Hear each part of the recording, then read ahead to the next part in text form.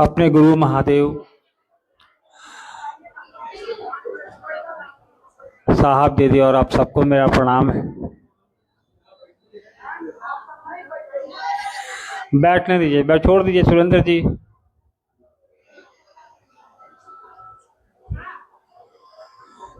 मुजफ्फरपुर एक ऐसा शहर है जिससे वास्ता मेरा बचपन से रहा है। पहली बार मुजफ्फरपुर में तब आया था जब मैं 6 महीने का था। ये मुझे याद नहीं है, मेरी माँ ने बताया था, क्योंकि 6 महीने के बच्चे को याद नहीं रहेगा कि वो कब कहाँ गया था। साहब उस समय तुर्की में रहा करते थे।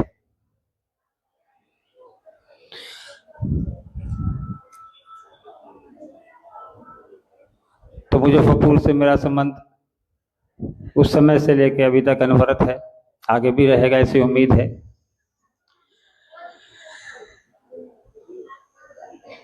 शिव की शिष्यता में जो ये धारा साहब ने शुरू की, जिस पर हम और आप चल रहे हैं,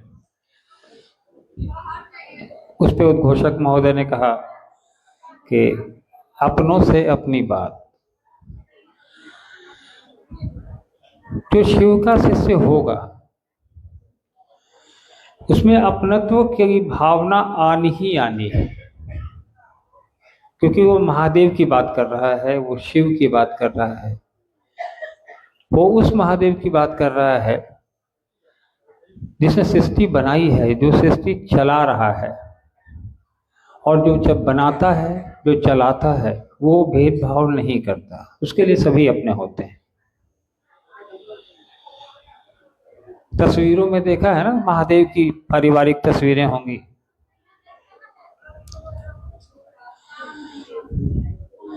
इसमें महादेव भी हैं, माता भी हैं पार्वती,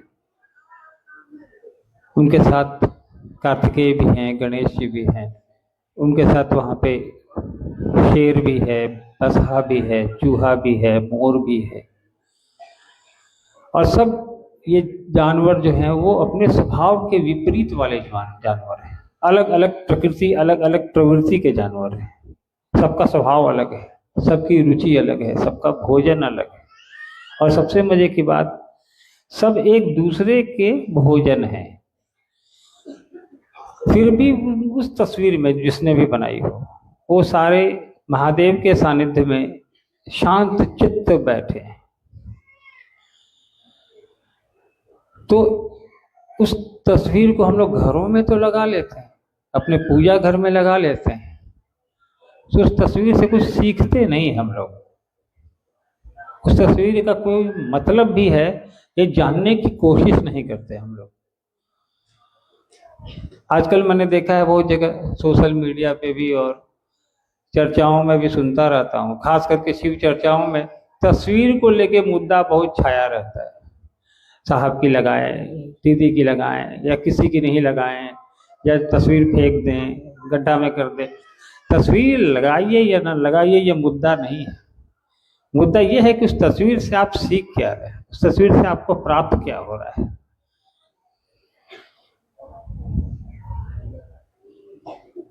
तो ये जरूरी है कि अपने आसपास की चीजों से हम वो चीजें ग्रहण करें जो हमारे लिए सांसारिकता में और पारलौकिक जीवन दोनों में सहायक हों। तो जो अगर पारलौकिक जीवन हमारा सही रास्ते पर है, सही ट्रैक पर है, तो सांसारिक जीवन भी ट्रैक पर आ ही जाएगा। और पारलौकिक जीवन सही रास्ते पे, सुचारू रास्ते पे कैसे आएगा? साहब और दीदी ने जो पद्धति बताई, जो हमें दिशा दी, जो हमें रास्ता दिखाया शिव की शिष्यता का, आज से तकरीबन 50 साल पहले, अभी परमेश्वर जी कह रहे थे ना, तुर्की में नमः शिवाय साहब को मिला। तो शिव शिष्यता जो धरती पर आई, उसकी शुरुआत में जो चीज़ें घटित हुई, उसका एक गवाह यह शहर भी रहा है, मुजफ्फरपुर शहर। उसके बाद कालांतर में जब साहब ने शिव शिष्यता को आगे बढ़ाया, लोगों को कहना शुरू किया, मैं तो इस यात्रा का साक्षी रहा हूँ, बचपन से देखता रहा हूँ, और जब साहब दीदी शरीर में नहीं है तब भी देख रहा हूँ। आज पूरी दुनिया में करोड़ों लोग साहब की इस सुविधा पर चल रहे हैं, और चल के शिव की शिष्टता को एक नया आयाम दे रहे हैं। साहब ने जो जागरण किया था हमारे आपके बीच, उसको आगे तक ले जा रहे हैं, और ये बेहतर है, होना भी चाहिए। मुजफ्फरपुर तो ऐसे भी मंदिर है यहाँ काफ़ी सारे। यहाँ एक बहुत प्रसिद्ध मंदिर है महादेव का, वो चतुर्भुज स्थान में कोई मंदिर है, गरीब स्थान मंदिर है।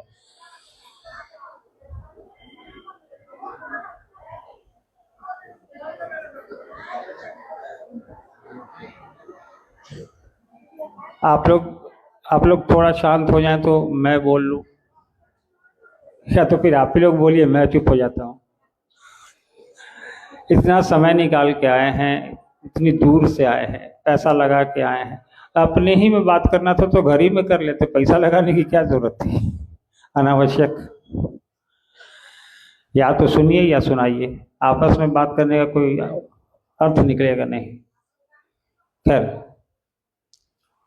तो ये हम लोग को सीखना चाहिए। अभी आप अपने समय का दुरुपयोग कर रहे हैं, हम अपने समय का दुरुपयोग कर रहे हैं, क्योंकि हम आए यहाँ किसी और काम से, आप भी यहाँ किसी और प्रयोजन से आए हैं। तो जिस प्रयोजन के निमित्त आदमी इकट्ठा होता है, उस प्रयोजन को करना चाहिए। और शिव की शिष्यता में साहब ने कई बार चर्चाओं में कहा है कि जो शिष्य होगा वो हमेशा अनुशासित होगा। तो अनुशासन में जो नहीं रहेगा वो शिष्य हो ही नहीं सकता। अनुशासन में जो रहेगा वही कुछ सीख सकता है, वही सीखने की मानसिकता में जा सकता है। और सीखने की मानसिकता में जब हम और आप आएंगे तभी शिष्य भाव में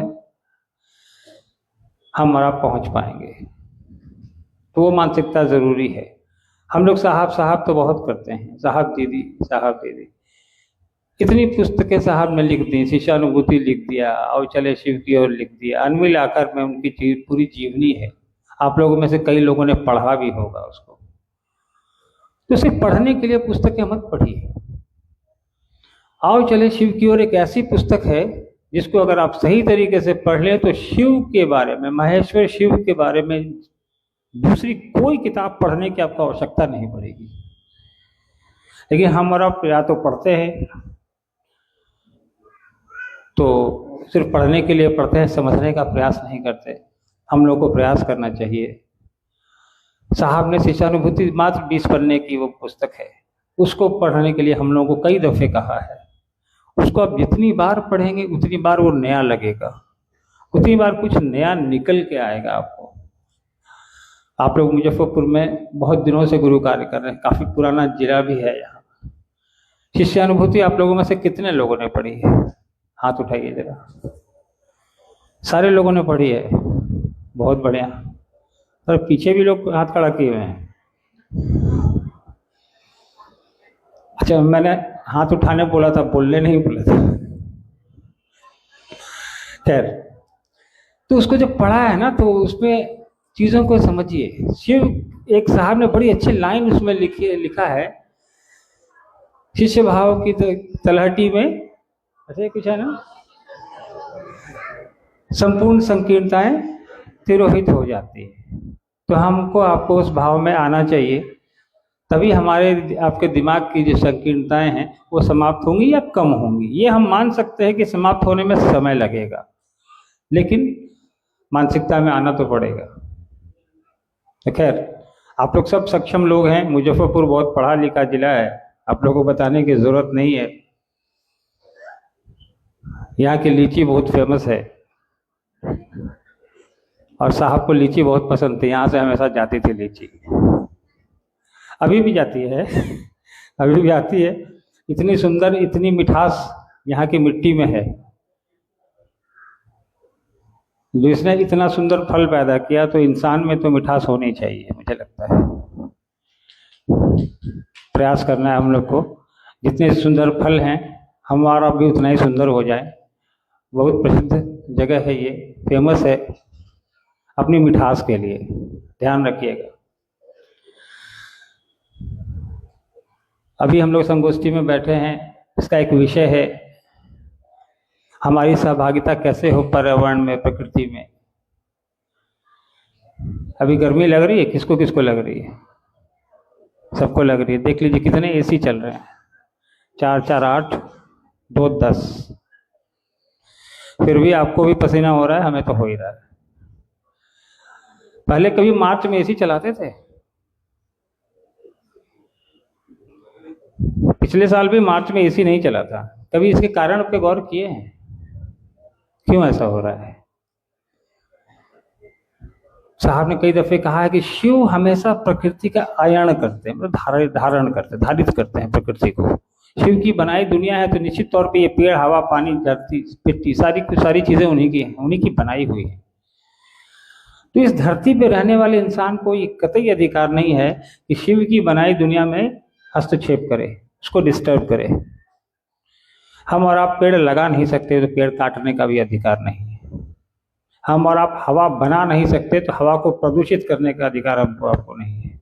हम और आप पानी बना नहीं सकते तो उसको बर्बाद करने का भी अधिकार हमको नहीं है। आप में से कोई है जो पानी बना सकता है? कोई है जो हवा बना दे?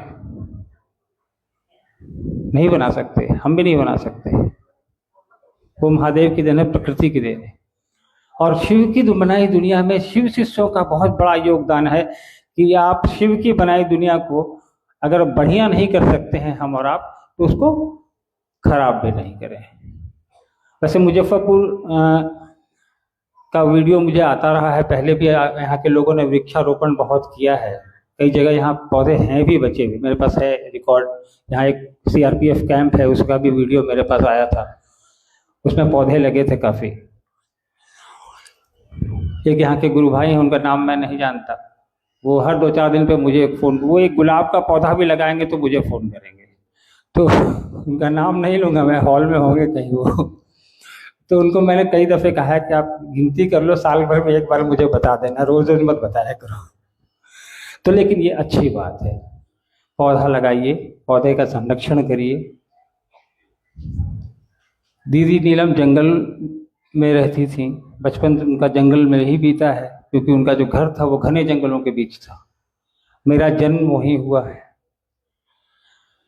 प्रकृति से लगाव उनको भी रहा है, साहब को खुद रहा है, और महादेव की तो ये दुनिया है ही। आपके इसी शहर में आप अपने आसपास देखिए, और ये आने वाला समय हमारे आपके लिए बहुत भयानक होने वाला है। हमारी आपकी तो ज़िंदगी कट जाएगी। जो आपके मेरे छोटे छोटे बच्चे हैं ना, 20-30 साल बाद इनका क्या होगा, ये देखने के लिए हम और आप नहीं रहेंगे। मुजफ्फरपुर के चारों तरफ से नदियाँ गुजरती हैं। यहाँ गंडक है, बूढ़ी गंडक है, बागमती है, और भी एक कोई नदी है, याद नहीं आ रहा। फिर भी मुजफ्फरपुर में हमें अखबारों में देखा है मैंने कि चापाकल अब का पानी का स्तर नीचे जा रहा है, कहीं 35 फीट, 40 फीट, 50 फीट नीचे चला गया। आप लोग को तो लगता होगा कि चारों तरफ नदी है तो यहाँ पानी तो कभी खत्म ही नहीं होता है। ऐसा नहीं होता है, पानी का अलग विज्ञान है। पटना में गंगा है, लोग कहते हैं गंगा नदी है, पटना में पानी थोड़ी खत्म होगा। ऐसा नहीं होता है। कोई जो नदी आपके यहाँ से गुजरती है मतलब उसका पानी आपके धरती में जाता है, ऐसा नहीं है। क्योंकि जमीन के नीचे का अलग विज्ञान है। जो भी ज्योग्राफी का कोई विद्यार्थी होगा इसमें, वो जानता होगा। नीचे प्लेट्स होते हैं, जमीन के नीचे लेयर होते हैं। तो पानी बचाने का प्रयास करिए, हमारा आपका दायित्व बनता है। हम आप एक मिसाल बनेंगे, तभी दूसरे लोग कहेंगे कि देखो ये शिव का शिष्य जो है, शिव की बनाई दुनिया में सिर्फ मंच पर बैठ के नहीं बोलता है, वो एक्ट भी करता है, वो काम भी करता है, वो दिखाता भी है। समाज के प्रति आपकी मेरी जो समझ है, जो मेरा आपका दायित्व है, उसको भी निभाने की आवश्यकता है हमारी आपकी। खैर,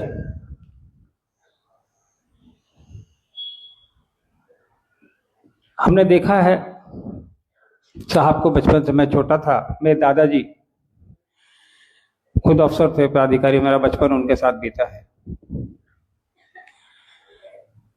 तो नल, क्योंकि अधिकारी मेरे घर में रहे हैं लोग, तो जहाँ भी रहा, सरकारी क्वार्टर में रहा, सरकारी घर रहा, तो नल मोटर वो सब रहता था। तो मुझे याद है कि एक हमारे रिश्तेदार आए थे हमारे यहाँ, वो ब्रश कर रहे थे और नल खुला छोड़ दिया था उन्होंने बेसिन का, और मेरे दादाजी वहाँ से गुजरे, उन्होंने देखा नल चल रहा है और ये आदमी ब्रश कर रहा है। उन्होंने कुछ कहा नहीं, उन्होंने चुपचाप जाके टैप उसको बंद कर दिया उसके सामने और चले गए वहाँ से। कार्यालय जा रहे थे वो, कार्यालय शाम में लौटे तो वो जो रिश्तेदार था वो आके उसने माफ़ी मांगी। उसको बाद में समझ में आया इसका मतलब क्या होगा। वो हमको भी कह सकते थे बंद करने को, लेकिन वो खुद आए, इतने बड़े पदाधिकारी, उन्होंने खुद नल बंद किया और चुपचाप चले गए। तो ये अपने बच्चों को भी जागरूक करिए, पानी हो, बिजली हो, वायु हो, कुछ भी इसका संरक्षण करें, इसको प्रदूषित न करें, क्योंकि अभी के जो बच्चे हैं इनको ज़्यादा असर पड़ने वाला है। दिल्ली में हर 10 में से 6 बच्चा जो है वो दमा के साथ पैदा होता है। दमा समझते हैं, अस्थमा, क्योंकि वहाँ इतना पोल्यूशन है। दिल्ली में स्कूल बंद कर दिए जा रहे हैं, इतना पोल्यूशन है, लोग घर से बाहर नहीं निकल सकते हैं, और वो देश की राजधानी है। आपके यहाँ भी बहुत बुरी हालत है मुजफ्फरपुर में। हमको आपको सतर्क होना चाहिए। साहब ने आओ चले शिव की ओर में भी लिखा है प्रकृति के बारे में, उसको पढ़िए आप लोग, देखिए। तो ये आवश्यक है, जिसको पानी पीना है उसको पानी बचाना पड़ेगा, नहीं तो फिर खरीद के पीना पड़ेगा। जिसको सांस लेनी है उसको वायु का प्रदूषण स्तर खुद कम करना पड़ेगा। दूसरा करे न करे, अपना करिए। आप और हम तो यहाँ मजे से बैठे हैं एसी में, इस एसी के बाहर कितनी गर्मी, ये एसी बन रहा है, इसका पता है आप लोगों को? जो भी विद्यार्थी है उसको पता होगा। ग्रीन हाउस जो एनर्जी होती, इस एसी से आपके अलावा पोल्यूशन हो रहा है। आप तो आराम में बैठे हैं, बाहर पोल्यूशन हो रहा है, ये एसी पोल्यूशन कर रहा है। तो खैर ये बहुत बड़ा विषय है, लेकिन हमको आपको जानने की जरूरत है।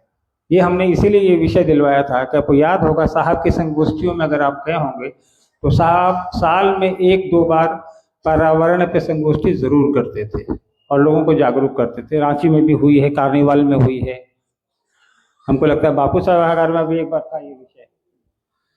तो साहब जरूर करते थे। तो हम लोग को भी साहब दीदी के बात पर अगर चल रहे हैं तो इन चीज़ों का ख्याल रखना चाहिए हम लोगों को। और शिव की शिष्टता में बहुत लोगों ने बात की, ये संगोष्ठी है, आप लोग की भी जिज्ञासाएं आई हुई होंगी। एक जिज्ञासा भी मैं देखा, वो मेरे से नहीं है, लेकिन प्रश्नकर्ता का प्रश्न बड़ा मजेदार है, मैं सोचा आप लोग को बताता हूँ। मैं देख रहा था अभी कि लोगों को ये प्रश्न बरखा जी से है कि मेरे से ये नहीं पता, क्योंकि ऊपर नाम नहीं लिखा है। लोगों कहते हैं कि शायद बरखा जी से ही होगा, आप में हमको साहब दीदी नजर आते हैं, ये कहाँ तक सच है? अब इसका जवाब कौन दे सकता है? अब मेरे में आपको बंदर दिखता है कि हनुमान जी दिखते हैं, ये तो आप बताएंगे, ये आप बताएंगे ना, ये हमारा विषय नहीं है, ये बिल्कुल ही हमारा विषय नहीं है। और साहब दीदी दिखना और साहब दीदी जैसा होना, दोनों में बहुत फर्क है। दिखते तो लोग मेकअप बना के भी सुंदर हो जाते हैं, और मुझको तो 5 करोड़ लोग में साहब दीदी दिखाई देते हैं, मैं क्या करूं? जो साहब दीदी के बताए रास्ते पर चल रहा है, हर उस आदमी में मुझको साहब दिखाई देता है, हर आदमी में मुझको दीदी दिखाई देती है, हर गुरु बहन में दीदी दिखती है। तो समझ विकसित करिए। साहब दीदी जैसा टोपी, साहब जैसा टोपी पहन लेना, साहब जैसा पान खा लेना, साहब जैसे कुर्ते पहन लेने से कोई साहब नहीं होता है। साहब एक विचार हैं, समझ हैं, उनको समझने की जरूरत है। इस पचड़े में क्यों पड़ते हैं कि कोई साहब जैसा दिखता है या आप में साहब दिखता है? साहब जैसा कौन कर रहा है? साहब की इच्छा के अनुरूप कौन कार्य कर रहा है? वैसे लोगों को ढूंढिए, वैसे गुरु बहनों को पकड़िए जो दीदी की तरह सोच रही हैं, वैसे गुरु बहनों का सम्मान करिए जो दीदी की तरह गुरु कार्य कर रही हैं। जो परिवार में भी सामंजस्य बिठा रहे हैं और गुरु भाई बहनों के लिए भी काम कर रहे हैं। तो आवश्यकता इन चीज़ों पर है। अनावश्यक चीज़ों पर ध्यान उनका ही जाता है जिनको कि मूल काम से ध्यान जिनका भटकता है। एक ऐसे हल्की फुल्की कहानी सुना देता हूँ, थोड़ा माहौल भारी हो गया। एक बार बरखा जी हमको कहा कुछ दिन पहले, हमको लगता है शादी के कुछ दिन बाद, कि तुम्हारे पापा से तुम्हारा चेहरा बहुत मिलता है, याद होगा इनको। तो हमने कहा कि भाई मिलेगा तो मेरा, तुम्हारा तो नहीं मिलेगा। ये स्वाभाविक है। तो इसमें मेरा कोई दोष नहीं है। तो खैर, चेहरा मिलने से गुण मिल जाए ये जरूरी नहीं है। आवश्यकता है चेहरे को छोड़िए, आचरण व्यवहार अपनी कार्यशैली को साहब के अनुरूप लाइए, चाहे हम हो चाहे कोई हो। तभी हमारी आपकी पहुंच होगी कहीं भी, तभी हमारी आपकी पहचान होगी कहीं भी। और शिव की शिष्टता साहब ने जो ये अलख जगाई है ना, ये इसलिए नहीं जगाई कि हम लोग इन चीज़ों में पड़ रहे हैं। ये हमारे आपके मन का परिमार्जन है। परिमार्जन करने की आवश्यकता है, उस रास्ते पे चलने की जरूरत है, तभी परिमार्जन होगा। अन्यथा हम लोग इसी में लगे रह जाएंगे, कौन कैसा दिखता है, कौन कैसा चलता है, कौन कैसे पहनता है। चलिए, मुजफ्फरपुर तो बरखा जी का घर भी है, ये आई हैं। हमको पता है कि आप लोग इनको सुनने बैठे हैं, आपके घर वाले हैं। तो स्वाभाविक है। स्टेज पे कभी देखे हैं साइड आर्टिस्ट को? मेन कलाकार कहने से पहले छोटा मोटा कलाकार नाच गा के चला जाता है। तो हम लोग जितना लोग बैठे हैं वही है। आनंद लीजिए, साहब की बनाई दुनिया में मस्त रहिए। शिव की शिष्टता में दिमाग नहीं लगाइए, दिल लगाइए। यहाँ दिल का खेला है, राजनीति नहीं चलती यहाँ पे क्षेत्र नहीं चलता, यहाँ पे गोरा काला नहीं चलता, यहाँ खूबसूरत और बदसूरत नहीं चलता। यहाँ हर आदमी जो है, यहाँ जो हर आदमी है वो साहब दीदी का जो है ना, उनका प्रतिरूप है, उनकी प्रतिछाया है। हर आदमी हमारे लिए ज़रूरी है। हर गुरु भाई बहन हमारे लिए वैसा ही है जैसा बाहर एक बैठा गुरु भाई बहन मेरा प्रिय है, हमारा प्रिय है, वह अंदर बैठा भी उतना ही प्रिय है। चलिए, मुझको अनुमति दीजिए, इजाज़त दीजिए। आप सबको मेरा प्रणाम है। धन्यवाद।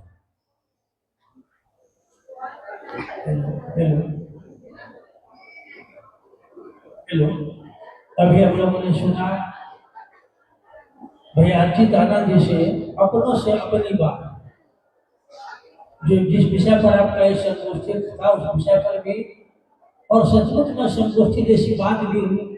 आइए एक भजन के लिए हम निवेदन करेंगे, छोटा सा प्यारा भजन भाई दीपू थापा जी से। और फिर जैसा कि आपसे पूर्व में भी हम यहाँ निवेदन किया गया, आपके मन में जिज्ञासा, कोई आपकी जिज्ञासा हो, आपके मन में कोई प्रश्न खड़ा हो, तो आपकी ओर से बहुत सारी जिज्ञासा आई है जो हम लोग चाहेंगे उसका हल निकालना चाहेंगे। महादेव की दया और साहब दीदी का आशीर्वाद से, इस मंच से, इस भजन के बाद बरखा दीदी हमारे आपके बीच आएगी। हम आपकी जिज्ञासा की प्रतीक्षा में है। भाई दीपू थापा जी से मेरा निवेदन होगा, एक छोटा सा प्यारा भजन अपने गुरु शिव के चरणों में रखने का कष्ट करेंगे। भाई दीपू थापा, आपके मन में कोई जिज्ञासा, कोई प्रश्न हो, आप प्रश्नों को लिखकर मंच तक भेजने का कृपया कष्ट करें। बहुत जिज्ञासा आपकी ओर से आई है, जिज्ञासा बहुत ज्यादा है। देख रहे हैं महादेव के जैसे महादेव क्या क्या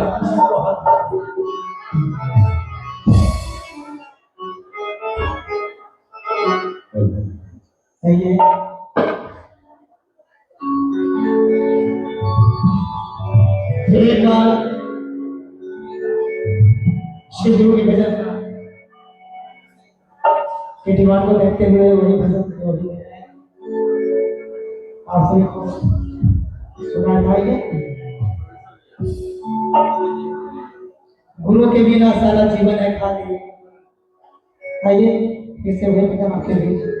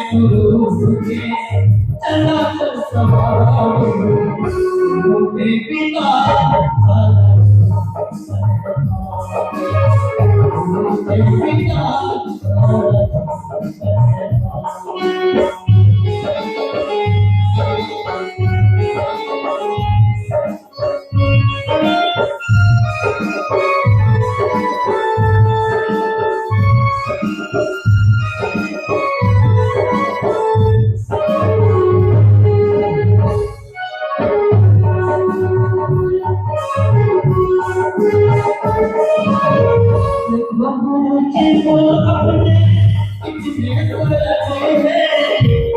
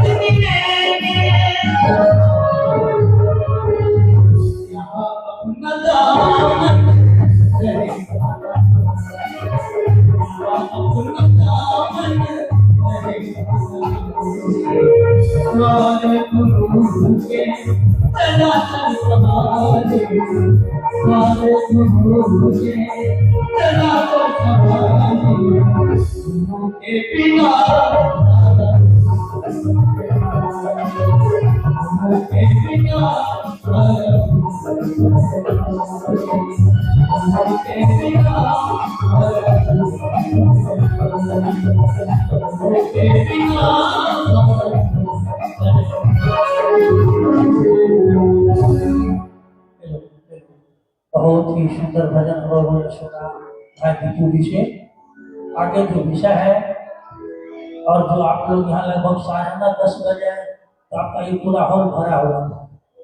आप लोग बैठे हुए हैं, महादेव की विशेष दया है। और जो विषय है इस विषय के बारे में आपने सुना होगा। साहब को जब साहब ने पहली बार ये घटना घटित हुई तो साहब कह रहे हैं कि दूर क्षितिज से मंद मंद एक आवाज आ रही है। आवाज वह क्या है? आओ चले शिव की। अब तो हम लोगों के लिए यह पंक्ति बन गई, लेकिन जिन्होंने इस बात को अनुभव किया यह उनके आत्मा की बात थी, ये शिव की आवाज थी। और शिव की आवाज को साहब ने हमारे आपके बीच में दिया है। उसी विषय पर हम निवेदन करना चाहेंगे हमारी प्यारी बरखा दीदी से, आप सबों की प्यारी बरखा दीदी से। आओ चले शिव की ओर विषय पर अपनी वक्तव्य, अपनी वाणी गुरु की दया से साहब दीदी के आशीर्वाद से रखने का कष्ट करेगी। बरखा दीदी आपके हमारे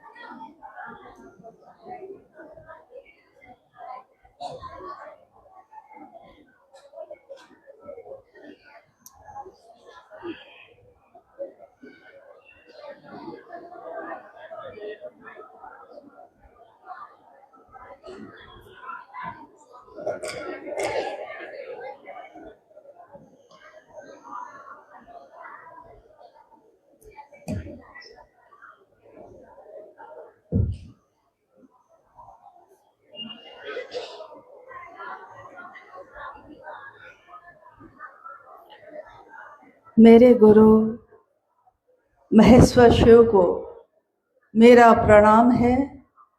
इस कालखंड के प्रथम शिव के शिष्य और हम सबों के परम आदरणीय वरण्य गुरु भ्राता साहब श्री के चरणों में मेरा प्रणाम है। शक्ति स्वरूपा माँ नीलामानंद जी के चरणों में मेरा प्रणाम है। और नमः शिवाय की भूमि मुजफ्फरपुर जिला के विभिन्न जगहों से आए आप सभी गुरु भाई गुरु बहन के चरणों में मेरा प्रणाम है।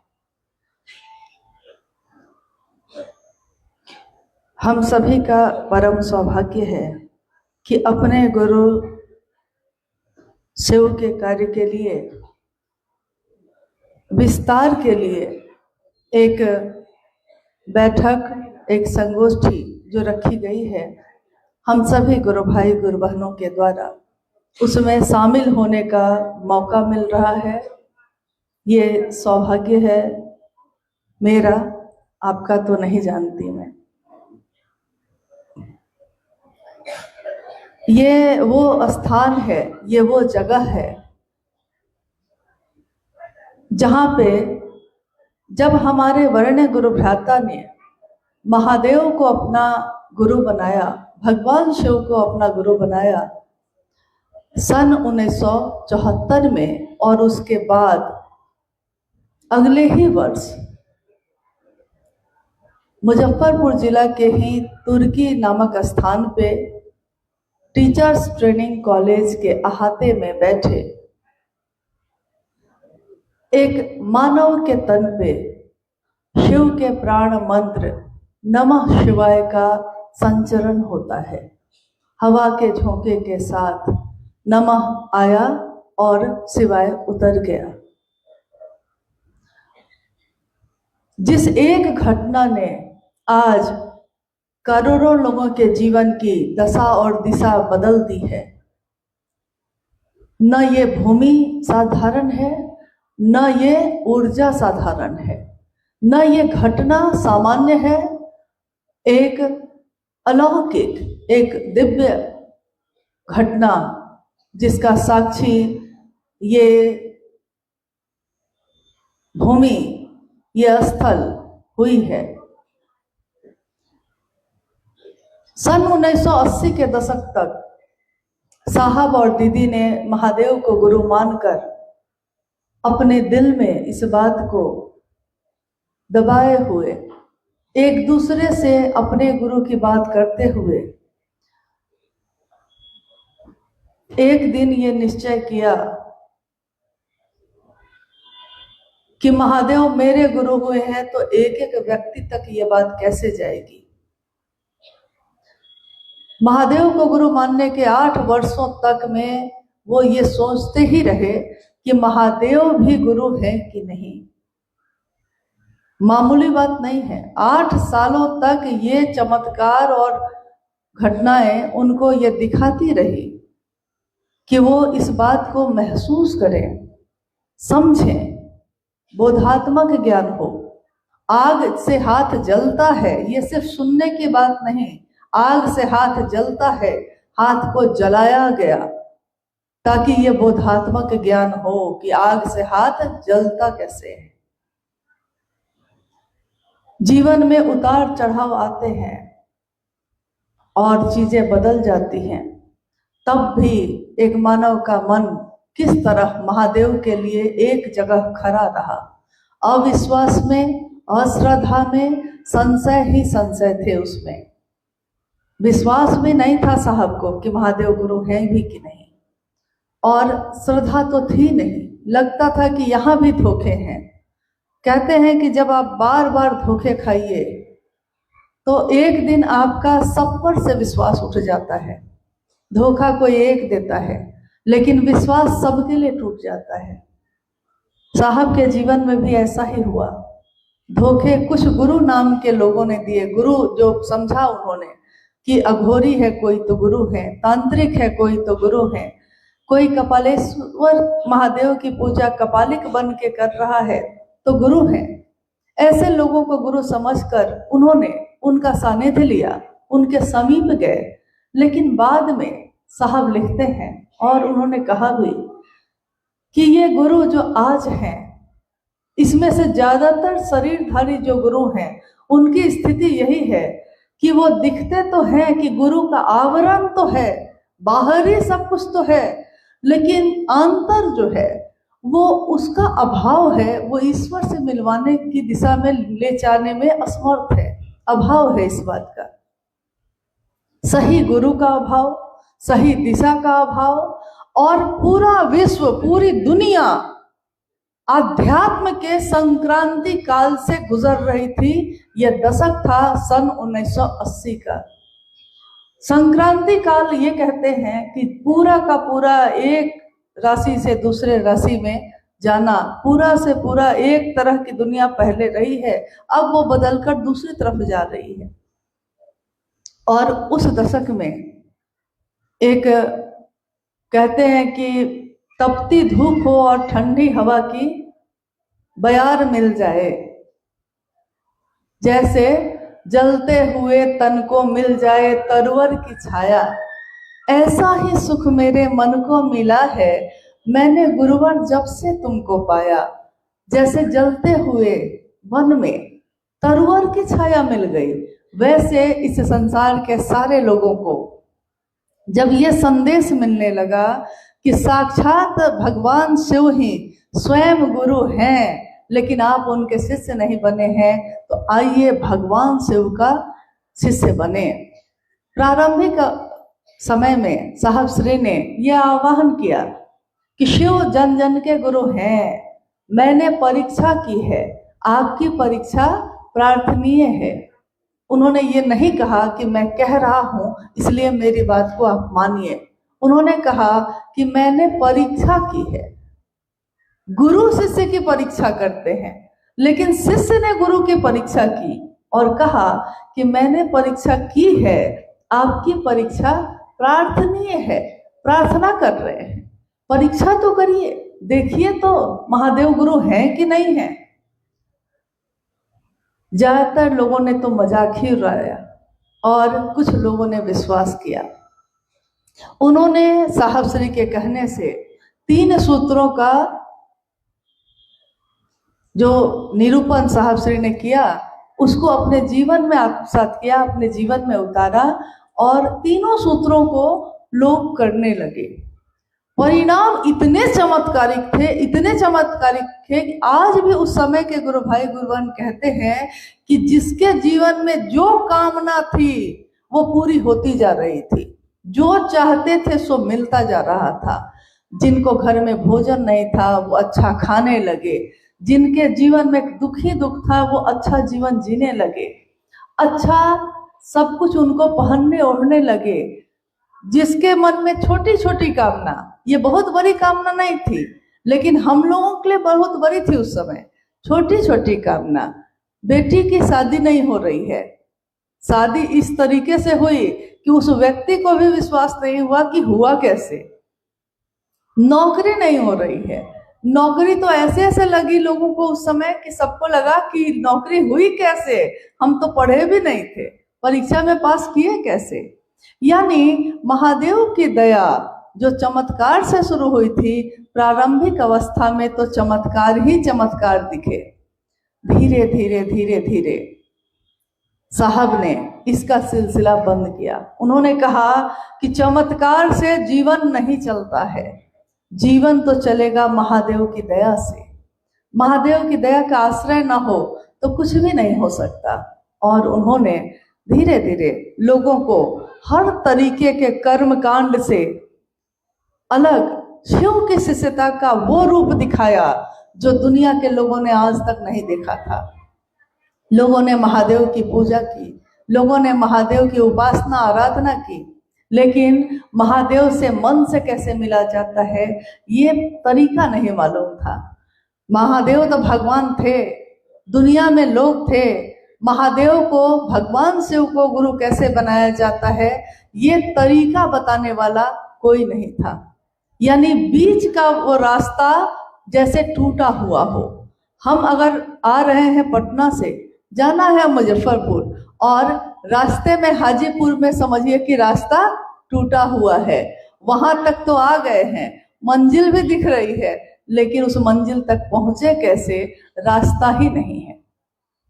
और जब रास्ते नहीं होते हैं तो कोई अगर उस रास्ते को बनाता है उसी को पता चलता है कि उसने रास्ता बनाया कैसे है।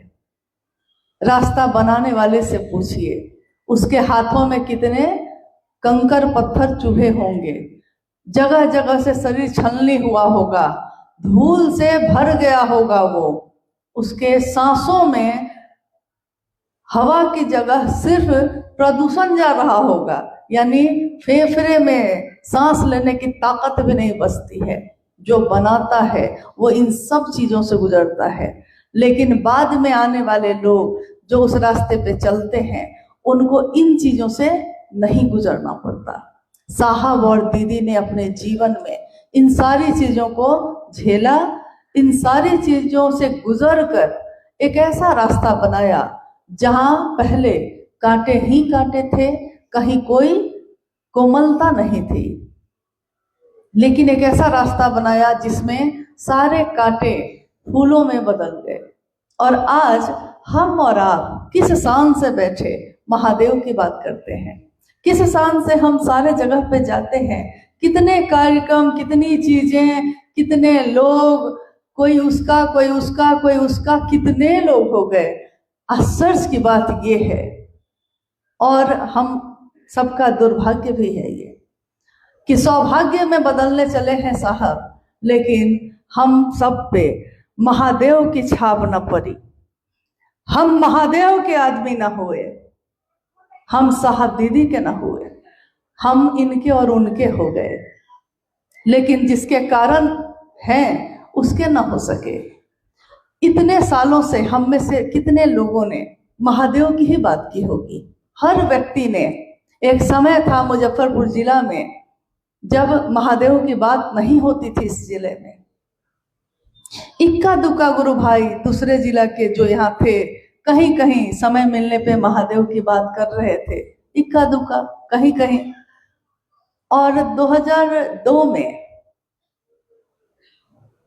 उस समय मुझको याद है, मेरे पिता, जिनको मैं हमेशा बाबूजी कहकर बुलाती रही हूँ, वो मेरा विवाह ठीक करने गए। देखिए, लौकिक कामना लेकर आप जाते हैं किसके पास? वो साहब हरिंद्रानंद जी हैं, उनके पास जाते हैं। लौकिक कामना, अपनी बेटी की शादी की बात लेकर गए थे और घोषणा हो गई शिव के शिष्य होने की। लेकर गए थे प्रस्ताव कुछ और मिला कुछ और। तो लौटे जब, तो महादेव का नाम लेते हुए लौटे और मेरी शादी की तैयारी छोड़कर महादेव महादेव करने लगे। मेरे घर के लोग भी परेशान हो गए। गए थे क्या बात करने और लौटे हैं तो क्या करने लगे। हम सब अपनी छोटी छोटी कामना लेकर साहब के पास जाते रहे और साहब ने लौटाया क्या? साहब ने कहा शिव लेकर नहीं आए तो शिव लेकर जाओ, और ला सकते हो तो शिव लाना मेरे लिए। कितने लोग उस समय, 2003 का वो समय आज मुझको याद आ रहा है, कितने लोग ऐसे खड़े हुए जिन्होंने शिव को अपना गुरु माना और साहब दीदी के बारे में जब सुना तो कहा कि हम लोग भी मिलेंगे। पहली बार मुजफ्फरपुर जिला में साइंस कॉलेज के हॉल में एक शिव गुरु संगोष्ठी का आयोजन हुआ। उस आयोजन में जो गुरु भाई गुरु बहन थे, क्या उसमें से कोई भी आज यहाँ है? कोई? 2003 में उस संगोष्ठी में साहब और दीदी के साथ हम लोग आए थे। अच्छा, नंदू जी हैं, और आप भी गए थे? आप भी थे? और कोई? अच्छा, कुछ लोग दिख रहे हैं। चलिए, कुछ लोग हैं, लेकिन वो पहली संगोष्ठी और उसके बाद महादेव का काम इतनी तीव्र गति से चला यहाँ कि देखते देखते पूरा मुजफ्फरपुर जिला शिव भाव से ओतप्रोत हो गया, लोगों का कारवां बन गया। और एक दिन साहब यहाँ पता ही हवाई अड्डा पे भी आए। देखिए, साहब ने न कभी क्षेत्र को पकड़ा, न कभी पकड़वाया। वो घटना भी मुझको याद है। कुछ दिनों पूर्व कोलकाता में एक जगह पे, नई जगह थी, वहाँ महादेव के लिए कार्यक्रम एक हो रहा था। तो साहब ने कहा कि आप वहाँ जाएंगी। जब मेरा जाना तय हो गया, उसके बाद मुजफ्फरपुर के लोग आए साहब के पास। साहब ने कहा मैं मुजफ्फरपुर जाऊंगा, आप उधर और मैं आपके घर, आप उधर जाइए। किसी का मन नहीं पकड़ा। महादेव का काम करना है, पूरी दुनिया ही अपना परिवार है, पूरी दुनिया में घूम घूम के करना है। और वो कार्यक्रम एक ऐसा कार्यक्रम रहा जिससे पूरे जिले को, यहाँ के रहने वालों को ये पता चला कि इतने शिव शिष्य हैं यहाँ पे। पूरा रास्ता जाम हो गया था। साहब ने लौट के कहा, जिस दिन मैं चर्चा स्थल पे भी पहुंचने में मुझको पूरा दिन लग जाए, 4-5 घंटे लग जाए, इतने लोग हों, तब मैं समझूंगा कि महादेव का काम हुआ है। और ऐसा हुआ उस दिन, तो महादेव का काम हुआ और हमारे साहब खुश हुए। उनके आनंद का यह विषय बना यही हम सब शिष्यों के लिए बहुत है, बहुत सौभाग्य है। आज तरह तरह की जिज्ञासा, तरह तरह के प्रश्न सामने आते हैं। स्वाभाविक है, जिनके जीवन में काम की कमी होती है तो कहते हैं कि खाली दिमाग शैतान का घर होता है। जब दिमाग खाली हो, समय हो आपके पास, तो आपके पास बहुत चीजें हैं सोचने के लिए और उस पर विचार विमर्श करके दिमाग लगाने के लिए। लेकिन ये रास्ता जब दिल का है और इस रास्ते पे सारे लोग चल रहे हैं, तो चलने वालों के पास समय नहीं है इस बात के लिए कि वो बैठकर इस पे विचार करें कि कौन क्या कर रहा है, क्या नहीं कर रहा। मेरा अपना विषय ये है कि मैं कितना महादेव के लिए कर सकूं। आपका अपना ये विषय है कि आप कितना करते हैं। ये तो सबका अपना अपना व्यक्तिगत जुड़ाव है महादेव से। ये संगोष्ठी है और इस संगोष्ठी में हम लोग बातचीत करने आए हैं। तो बातचीत करने के लिए जरूरी है कि जो जिज्ञासाएं आई हैं आपकी तरफ से, उस पर भी हम लोग बात करें, क्योंकि बात करना जरूरी है। छोटे छोटे संशय, छोटी छोटी बातें मन में बहुत तरह के द्वंद्व, बहुत तरह की धुंध पैदा करती है। और अगर थोड़ा सा भ्रम हो तो किसी के समझाने से ठीक हो जाता है। थोड़ा सा भ्रम यानी भ्रमित अगर कोई है तो भ्रम दूर किया जा सकता है।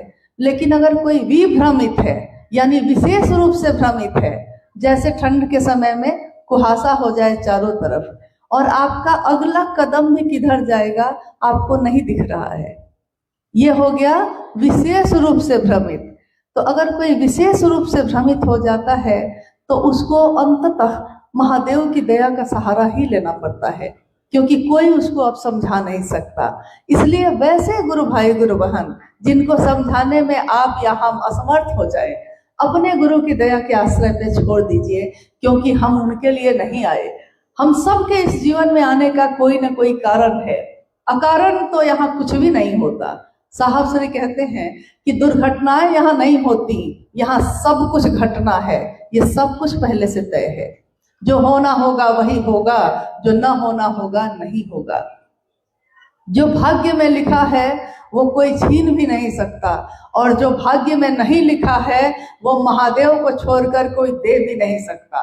तो महादेव के शरण में जाएं हम सब, एकमात्र एक निष्ठ होकर, और महादेव से प्रेम, महादेव से की शिष्यता, महादेव का शिष्य होना, बस वो समर्पण मांगती है, एक निष्ठता मांगती है। प्रेम हमेशा एक निष्ठ होता है। प्रेम कभी व्यभिचारी नहीं हो सकती। प्रेम जिससे हो जाता है, वो बार बार पात्र नहीं बदलता, और अगर पात्र बदलता है इसका मतलब वो प्रेम था ही नहीं। साहब श्री की किताब को आपने पढ़ा है, मैंने पढ़ा है, हम लोगों के सामने वो लिखा गया। कोरोना काल में साहब श्री लिख रहे हैं, लिखते लिखते उन्होंने एक पंक्ति लिखी। सारी पंक्तियां तो उन्हीं की हैं, लेकिन उस दिन, जिस दिन की बात मैं कह रही हूं, उस दिन उन्होंने लिखा कि मेरे जीवन में ये 70 साल जो मेरे जीवन के बीते, 72 साल, ये हमेशा इसमें बहार नहीं रही, पतझड़ ही पतझड़ था। लेकिन मेरे गुरु की दया से बेमौसम पतझड़ में भी, बिना मौसम के भी बहार आती रही, और मेरे गुरु की दया उस पर मरहम लगाती रही। साहब लिखते हैं कि शायद सबके साथ यही होता है, शायद सबके साथ ऐसा ही होता है। मेरी स्वानुभूति है, स्वानुभूति का अर्थ होता है मेरी स्वयं की अनुभूति है। ये साहब श्री कह रहे हैं कि मेरी स्वानुभूति है कि पीड़ा के क्षणों में गुरु की दया त्वरित हो जाती है। शायद सबके साथ ऐसा होता है जिनके प्रिय शिव हैं या जो शिव के प्रिय हैं। यहाँ ये पंक्ति थोड़ा सा भ्रम पैदा करती है। स्वाभाविक है, हम लोग की समझ कितनी, तो हम लोगों ने पूछा, आपने ये पंक्ति लिखी है, जिनके प्रिय शिव हैं या जो शिव के प्रिय हैं, इसका अर्थ क्या हुआ? साहब ने कहा जिनके प्रिय शिव हैं, यानी आज जिनके प्रिय शिव हैं, कल उनकी प्रियता बदल सकती है। क्योंकि आपके तरफ से न मामला चल रहा है, आपके तरफ से न पकड़ा है आपने महादेव को, और आपकी पकड़ तो कमजोर है, कभी भी टूट सकती है, कभी भी प्रियता बदल सकती है। उन्होंने कहा कि कोई किसी भैया किसी दीदी को पकड़ लेता है, मान लीजिए वो भैया के जीवन में कुछ हुआ, दीदी के जीवन में कुछ हुआ और उनका मन बदल गया, तो उनसे जुड़े हुए सारे लोगों का मन बदलेगा। आज जो डाली हरी है, कल वो अगर सूख जाए, टूट जाए, तो उस डाली से जो जो टंगा हुआ है वो भी गिरेगा, उसके साथ वो भी टूटेगा।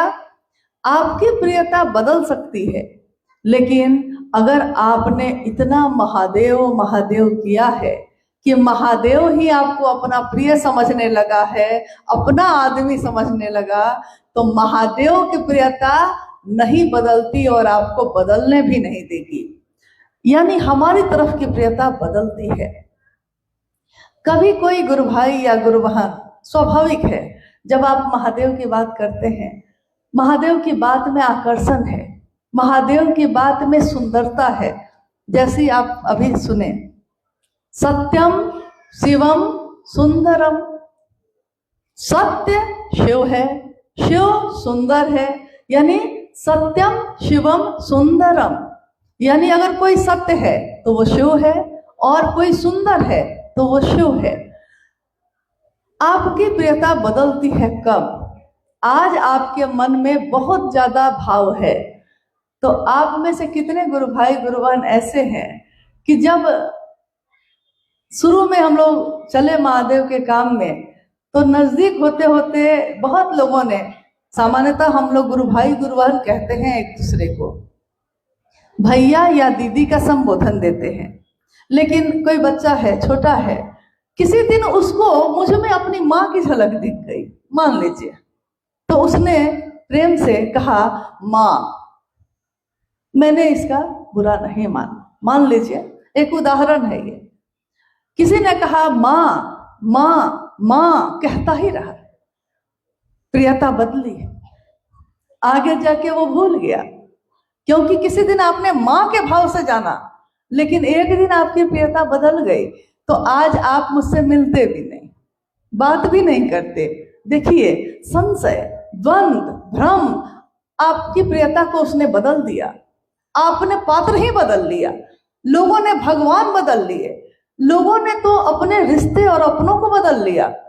तो जिस दिन ऐसा होने लगता है, उस दिन साहब श्री कहते हैं कि इधर धरती के प्रियता में फंसना है तो इसका कोई मामला ठीक नहीं है, क्योंकि ये कभी भी बदल सकता है। लेकिन अगर महादेव के तरफ से चले हैं तो वो प्रियता कभी नहीं बदलती। महादेव के हम सब प्रिय बन सकें, आइए आज उस विषय में बात करते हैं कि महादेव के प्रिय कैसे बनेंगे। लोगों के प्रिय बनने से कोई फायदा नहीं है, ये तो बोधात्मक ज्ञान है, मेरा भी आपका भी होगा। कुछ दिन तक खूब अच्छा बोलेंगे, खूब अच्छा, और जिस दिन आपने उनके मन के अनुकूल नहीं किया, उस दिन आप सबसे खराब। कुछ दिन तक आपके साथ खूब चलेंगे, खूब चलेंगे, आपने रोज भाड़ा दे दिया, ठीक, एक दिन अगर आपके पास पैसा नहीं है, भाड़ा नहीं दे सके, बस आपकी टीम को छोड़ा, दूसरे की टीम को पकड़ लिया। तो इस प्रियता में फंसने से अच्छा है कि आइए हम लोग थोड़ा काम पे बात करें।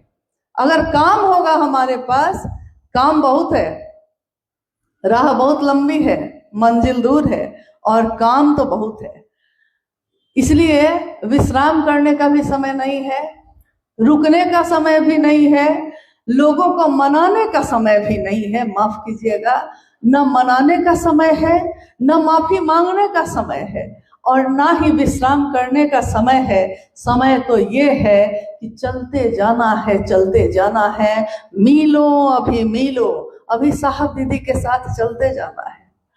तो जिसको मीलों अभी मीलों चलना है, वो अब दूसरी बातों पे बात करने में अपने इस बहुमूल्य जीवन का समय नष्ट नहीं करेगा। पहले हम लोग जिज्ञासाओं पे बात करते हैं, फिर जो लगेगा सो फिर से कहेंगे। अपनों के बीच बैठे हैं हम लोग, कह तो सकते हैं, इतना अधिकार तो है। जिज्ञासा कोई है तो बोलिए, जो होगी सो बोलिएगा, किसी जिज्ञासा को छोड़िएगा मत। विशेषाय संगोष्ठी, और संगोष्ठी का ये जो जिज्ञासा है ये हर जगह आती जाती है। एक ही प्रकार के मुख्य प्रश्न है। एक प्रश्न है, भाई धीरज कुमार ने कहा है कि क्या साहब की तुलना आपसे, लिखने वाला का मतलब है बरखा दीदी से, आपसे की जा सकती है? कुछ गुरु भाई लोग आपकी तुलना साहब से करते हैं। फिर मैं प्रश्न दोहराता हूँ, क्या साहब की तुलना, इसलिए प्रश्न इसलिए ही दोहरा रहे हैं ताकि एकदम सही सही समझिए आप कहने वाले ने क्या कहना चाहा है, तभी ना उसका उत्तर भी समझिएगा। प्रश्न है कि क्या साहब की तुलना आपसे की जा सकती है? कुछ गुरु भाई लोग आपकी तुलना साहब से करते हैं। निवेदन होगा विशेष विषय पर कुछ बात करें। ठीक है, नाम है धीरज कुमार जैसा दिख रहा है, लेकिन कागज दिख रहा है किसी और नाम का, तो यहाँ भी भ्रम है कि किसका कागज है और जिज्ञासा किसकी है। खैर, जो जिज्ञासा ये है कि आप में, यानी जिज्ञासा मुझसे की गई है। यह शिव गुरु कार्य के लिए जिज्ञासा नहीं है, यह व्यक्तिगत जो है बाण जो है ना, तीर सीधे मुझ पे चलाया गया है कि आप में साहब की छवि दिखती है। अच्छा, साहब की तुलना मुझसे की गई है, महादेव। तो क्या साहब की तुलना, साहब ने एक बार कहा कि शिव से तुलना, शिव की तुलना किसी से नहीं की जा सकती। यानी कोई सत्ता ऐसी होती है जिसकी तुलना किसी से नहीं की जा सकती, और हमारे साहब और दीदी की तुलना भी किसी से नहीं की जा सकती। इसलिए साहब तो मेरा एक है, मेरा तो एक है। अब आप बताइए आपके कितने हैं? और न दूजो कोई, जो दूजा साहब कहे सो दूजो कुल का होए। और साहब कह रहे हैं कि साहब परमात्मा को कहते हैं, साहब शिव को कहते हैं, साहब ईश्वर को कहते हैं। यानी आप लोग गुरु भाई लोग बैठ जाइए, बहुत ज्यादा आप लोग आ जा रहे हैं। हाँ, तो साहब कहते हैं। अब देखिए, हमारे जो साहब हैं उनकी नजर में जो साहब हैं वो महादेव हैं। गुरु अपने शिष्य को अपने जैसा बनाता है, कोई गुरु अपने शिष्य को अपने जैसा बनाएगा। साहब यानी शिव के शिष्य में हमने किसका आचरण देखा? आचरण, कथनी और करनी किसका देखा? साहब और दीदी के जीवन में, उनके आचरण में, उनके सुबह से रात तक के जीवन में हमने किसकी झलक देखी है?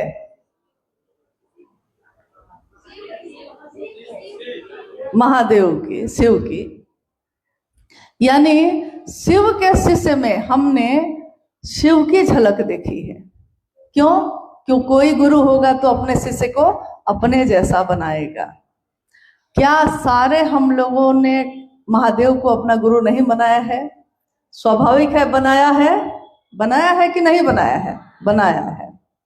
जो मनसा वाचा कर्मणा, यानी मन से, वचन से, कर्म से जो भी एक रूपता दिखाएगा, जो कहता है वही करता है, कहता कुछ है करता कुछ है, जो ऐसा करेगा उसमें तो नहीं दिखेगी।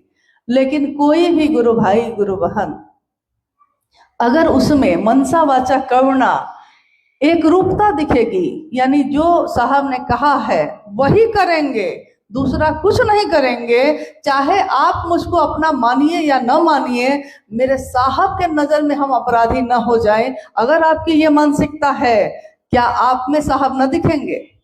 क्या आप में मां नीलम का दर्शन नहीं होगा? कैसे नहीं होगा? मनातू में एक शिव गुरु महोत्सव हो रहा था। शिव गुरु महोत्सव मुझको लगता है 2009 में, 8 में, 8 या 9 में हुआ है। आपको याद होगा। हाँ, तो जब हुआ तो 12 में, हाँ 12 में जो हुआ, तो 12 में जो शिव गुरु महोत्सव हुआ उसमें साहब श्री के साथ हम सब गए थे। और माँ नीलम आनंद जी के पिताजी मऊआर जगदीश्वरजीत सिंह वो भी बैठे थे। माँ नीलम आनंद जी की माता भूमिका देवी वो भी बैठी थी, लेकिन वो चलने फिरने में थोड़ा असमर्थ थी। तो साहब ने नाना जी को कहा कि आप कुछ नहीं कहेंगे? तो नाना जी ने यानी मऊआर साहब ने कहा, उनकी आंखें भीग गई। उन्होंने साहब से कहा कि आज नीलम ने मुझको इस दुनिया में प्रसिद्ध कर दिया, मेरा नाम मेरी बेटी ने ऊंचा कर दिया। तो साहब ने कहा कि ये बात जाकर लोगों को भी तो कहिए। तो वो मंच पे गए और कुछ शब्द उन्होंने लोगों से बातें की। उसके बाद हुआ कि उनकी माता यानी नानी जी बैठी थी, तो चलने में असमर्थ थी। तो साहब ने कहा कि बरखा, इनके तरफ से दीदी यानी माँ अपनी माँ को दीदी कहती थी और पिता को दादा, नाना जी को दादा और माँ को दीदी, साहब भी दीदी कहते थे।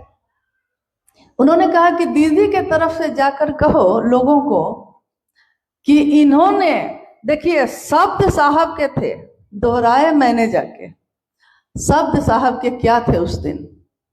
साहब ने कहा कि जाके कहो मंच पे कि माँ नीलम आनंद जी की माँ ने कहा है कि इन्होंने एक राजमणि नीलम को पैदा किया है, लेकिन एक राजमणि नीलम ने लाखों राजमणि नीलम को पैदा किया है। और साहब के शब्द को मंच पे जाकर मैंने जैसा उन्होंने कहा वैसा दोहराया और मैं चली आई। क्या साहब ने जितने भी लोग हैं उसमें शिव शिष्य होने की झलक नहीं देखनी चाहिए? दिखनी चाहिए। तो हमको आप में भी दिखेगा, साहब दीदी आप में भी दिखेंगे, आपको भी मुझ में दिख सकता है। इसमें खुश होने की बात है कि नाराज होने की बात है, ये मेरी समझ में नहीं आई। मतलब अगर तुझमें रब दिखता है तो गुस्सा जाना चाहिए लेकिन सामने वाले को भी यानी मुझको भी ये याद रखना चाहिए कि साहब की उस पंक्ति को, कि साहब ने कहा उस पत्रकार को कि सड़क के सांप को किसी ने शिवलिंग पे रख दिया है, लेकिन सांप को याद है कि किसी ने रख दिया है। आज हम हो आप हो, कोई अगर प्रेम देता है, सम्मान देता है, अपनापन देता है, तो इसका मूल कारण एकमात्र यही है कि हमने साहब और दीदी के कहने से महादेव को अपना गुरु बनाया है। हम अगर शिव के शिष्य ना होते, अगर हमने साहब की बातों को दोहराया ना होता, अगर हमने साहब के इस संकल्प को अपना संकल्प नहीं बनाया होता, तो हमारे जीवन में ये सौभाग्य का क्षण नहीं आ सकता था। लेकिन मेरा अनुरोध है, मेरा निवेदन है कि आपको चाहे मुझ में जो दिखता हो, लेकिन हमको कहना वही है जो साहब श्री ने कहा है। साहब श्री ने स्वयं के लिए भी यही कहा कि आपको मुझ में शिव दिखता हो या देवता दिखता हो, लेकिन बोलना वो है जो मैं कहता हूँ। मत आरोपो अपनेपन को, मत मुझ पर देवत्व उतारो, मत मुझको अपना समझना, मत मुझ पर देवत्व उतारना। क्योंकि अगर कोई आज महादेव का काम कर रहा है तो वो ऐसा नहीं है कि आज आपको दिख रहा है, लेकिन ये सारी योजना तो हजारों साल पहले बन चुकी होगी। शिव के मन में, शिव की इच्छा में ये सारी घटनाएं घटित हो चुकी हैं जो आज हमको आपको दिख रही हैं। आज हम हो आप हो, कोई खड़ा होकर अगर महादेव की बात कर रहा है, चल रहा है, तो ये शिव की इच्छा का प्रतिफल है, मेरा या आपकी इच्छा का नहीं। इसलिए मेरा अनुरोध है कि अगर कोई गुरु भाई गुरु बहन कहते हैं ऐसा, तो वो इससे थोड़ा बचें, इसको ना कहें। क्योंकि साहब तो एक ही हैं और दीदी माँ भी एक ही हैं, और हमारी प्रियता नहीं बदलती, हमारा मन एक ही जगह झुकता है। बाकी सब जगह तो हम लोग साथ चलते हैं, एक साथ चलते हैं, चलते रहेंगे। और भी बान है लगता है, तर्कस में बान आज बहुत है। जो आया है कार्यशाला से संबंधित है, इसीलिए मैं आपकी बातों को रख रहा हूँ। हाँ। भाई बिट्टू कुमार जी हम मुजफ्फरपुर से, इन्होंने कहा कि कुछ गुरु भाई बहन को आप में शायर की छवि दिखाई देती है, कहाँ तक यह बात सत्य है, बताने की कृपा करो। अब तो हमको भी भ्रम होने लगा कि जब इतने लोगों को दिख, कुछ सच्चाई है क्या इसमें? प्रश्न है भाई बिट्टू जी का। अच्छा, भाई बिट्टू जी हैं, उनका ये प्रश्न है, उनका भी यही प्रश्न है कि कुछ लोग कौन है, उनको स्पष्ट करना चाहिए था, क्योंकि सारे लोग तो ऐसा नहीं बोलेंगे। मुझको जो लगता है सारे लोग ऐसा बिल्कुल नहीं बोलेंगे, क्योंकि सब कोई काम, महादेव का काम बढ़ाने वाले लोग हैं, क्यों ऐसा बोलेंगे। लेकिन अगर उनके नज़र में कोई ऐसा है तो उनको तो सीधे बोलना चाहिए था, नाम लेना चाहिए था कि अमुक आदमी ऐसा बोल रहा है। क्योंकि अगर हमने ये कहा कि चोरी हो गई है बगल में, और हम कह रहे हैं कि सारे लोग कह रहे हैं कि मतलब चोरी में शामिल हैं, तो क्या सारे लोग चोर हैं? ऐसा तो नहीं हुआ होगा। सारे लोग गड़बड़ी कर रहे हैं, तो क्या सारे लोग गड़बड़ी कर रहे हैं? 1000 में एक आदमी गड़बड़ी करता है, बाकी 99 का मामला तो एकदम ठीक रहता है।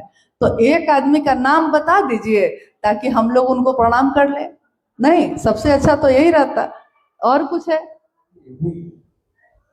एक बहन है रेखा जी मुजफ्फरपुर से, इनकी जिज्ञासा है, इन्होंने लिखा है कि लवली दीदी, मोनू भैया, बरखा दीदी, तीनों आदमी का कार्यक्रम एक ही जिला में होता है। ऐसा करने से गुरु भाई बहन के पैसे का दुरुपयोग होता है, क्या ये शिष्यता में उचित है? देखिए, आपने जिज्ञासा अगर सुनी है तो ठीक है, नहीं तो फिर दोहराएं। आपने जिज्ञासा सुन ली है? मैं फिर दोहरा देता हूं। हाँ, फिर दोहरा दे। लवली दीदी, मोनू भैया, बरखा दीदी, तीनों आदमी का कार्यक्रम एक ही जिला में होता है। ऐसा करने से गुरु भाई बहन के पैसे का दुरुपयोग होता है, ये शिष्यता में कहाँ तक उचित है? और इन्होंने साहब को बोल दिया कि साहब कहते थे खर्चा कम चर्चा ज्यादा। हाँ, ये बात बिल्कुल सही है। जी, बहन रेखा जी है मुजफ्फरपुर से। अच्छा, बहन रेखा जी हैं मुजफ्फरपुर से। जिज्ञासा आपने 2 बार सुन ली है, इसलिए कोई भ्रम नहीं होगा। अब क्या है कि पहली बात तो ये है कि अगर कोई महोत्सव होता है तब भी, संगोष्ठी होती है तब भी, उसमें लिखा या बोला जाता है शिव गुरु महोत्सव, शिव शिष्यों की संगोष्ठी। हाँ, ये है कहाँ के लोग उसमें शामिल होंगे, तो हम लोग बोलते हैं कि हाँ मुजफ्फरपुर जिला के शामिल होंगे, इसमें अर्चित आनंद भैया भी आ रहे हैं, शामिल होंगे, ये बात समझ में आती है। लेकिन शिव गुरु महोत्सव या शिव शिष्यों की संगोष्ठी बरखा दीदी, लवली दीदी, मोनू भैया के नाम से कब से होने लगी? अगर हो रही है जैसा कि जिज्ञासा में है लिखा हुआ, यानी हो रही होगी, तभी ना कोई लिख के दिया है। तो ये मेरे लिए शर्मिंदगी का विषय है, मेरे लिए डूब मरने की बात है। क्योंकि अगर शिव शिष्य के द्वारा, शिव शिष्यों के द्वारा कोई भी कार्यक्रम का आयोजन अगर हो रहा है और वो किसी व्यक्ति विशेष के नाम से होने लगा है, तो किसी भी ऐसे व्यक्ति को जो शिव का शिष्य है उसके लिए शर्मिंदा होने की बात है। और मैंने सुबह में देखा कि मुजफ्फरपुर जिले में कितने गांव हैं, प्रखंड भी नहीं, पंचायत भी नहीं, गांव कितने गांव हैं, कोई बता सकिएगा? कोई आदमी? कितने गांव हैं? क्योंकि मुजफ्फरपुर जिला है ऊर्जा वाला का घर है ना, ये बहुत ज्यादा ऊर्जा है यहाँ। हाँ बोलिए।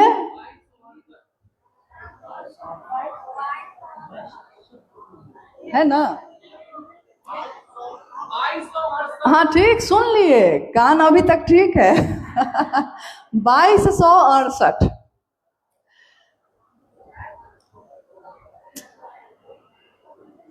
मुजफ्फरपुर जिला में 2268 गांव हैं।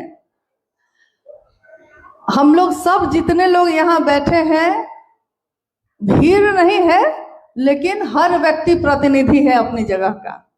तो सबको यानी सक्रिय हैं, सजग हैं महादेव के काम के लिए। तो हम लोग सबको पता है 2268 गांव हैं, सबको पता है? आप लोग को पता है?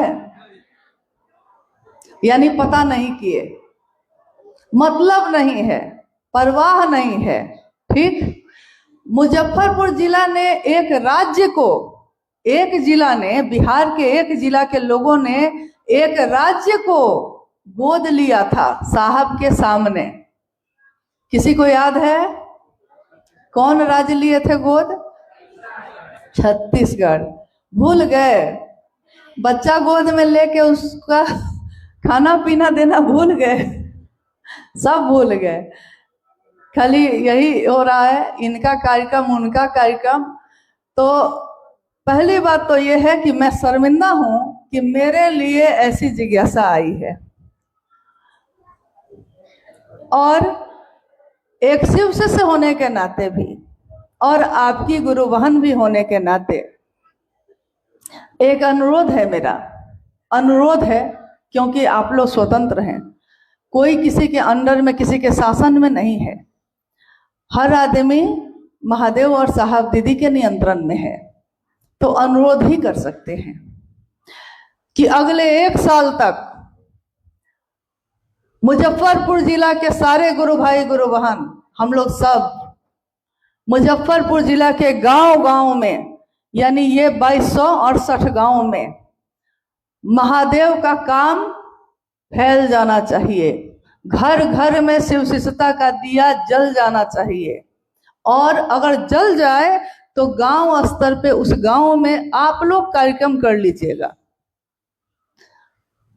कार्यक्रम के लिए, महोत्सव के लिए मुझको क्षमा, महोत्सव के लिए हम नहीं आएंगे 1 साल अगले, लेकिन शर्त यह है कि फिर कोई महोत्सव नहीं होना चाहिए, काम होना चाहिए। और जो बाहर जा सकते हैं वो छत्तीसगढ़ राज्य में जाएं और वहां काम बढ़ाएं, वहां महोत्सव करें। बात तब है कि मुजफ्फरपुर जिला महोत्सव तो करे, लेकिन छत्तीसगढ़ राज्य में जाकर करे, तब ना मजा है, तब ना आपने काम किया। काम करेंगे तब ना महोत्सव। महोत्सव किस बात के लिए मनाया जाता है? जब हमने घर घर में संदेश पहुंचा दिया है, हमने सबको बता दिया है। और जब प्रारंभिक समय में किसी जगह पे 100 लोगों की घोषणा होती थी, 100 लोग से उसी से हो जाते थे, तब साहब अपना आने का समय देते थे।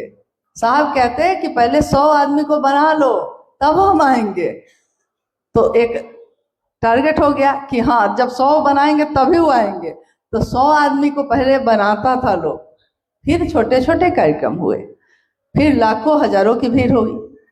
आज तो इतनी संख्या में लोग हैं कि कहाँ कितने लोग आ जाएंगे कहना बड़ा मुश्किल है।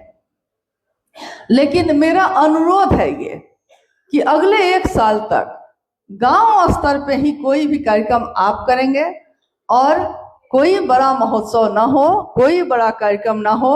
महादेव का काम टीम बनाकर, गठित करके, छोटे छोटे 10 आदमी 20 आदमी का ग्रुप बना के गांव गांव जाकर पूरा जिला, ये सिर्फ नमः शिवाय की भूमि बोली में न रह जाए।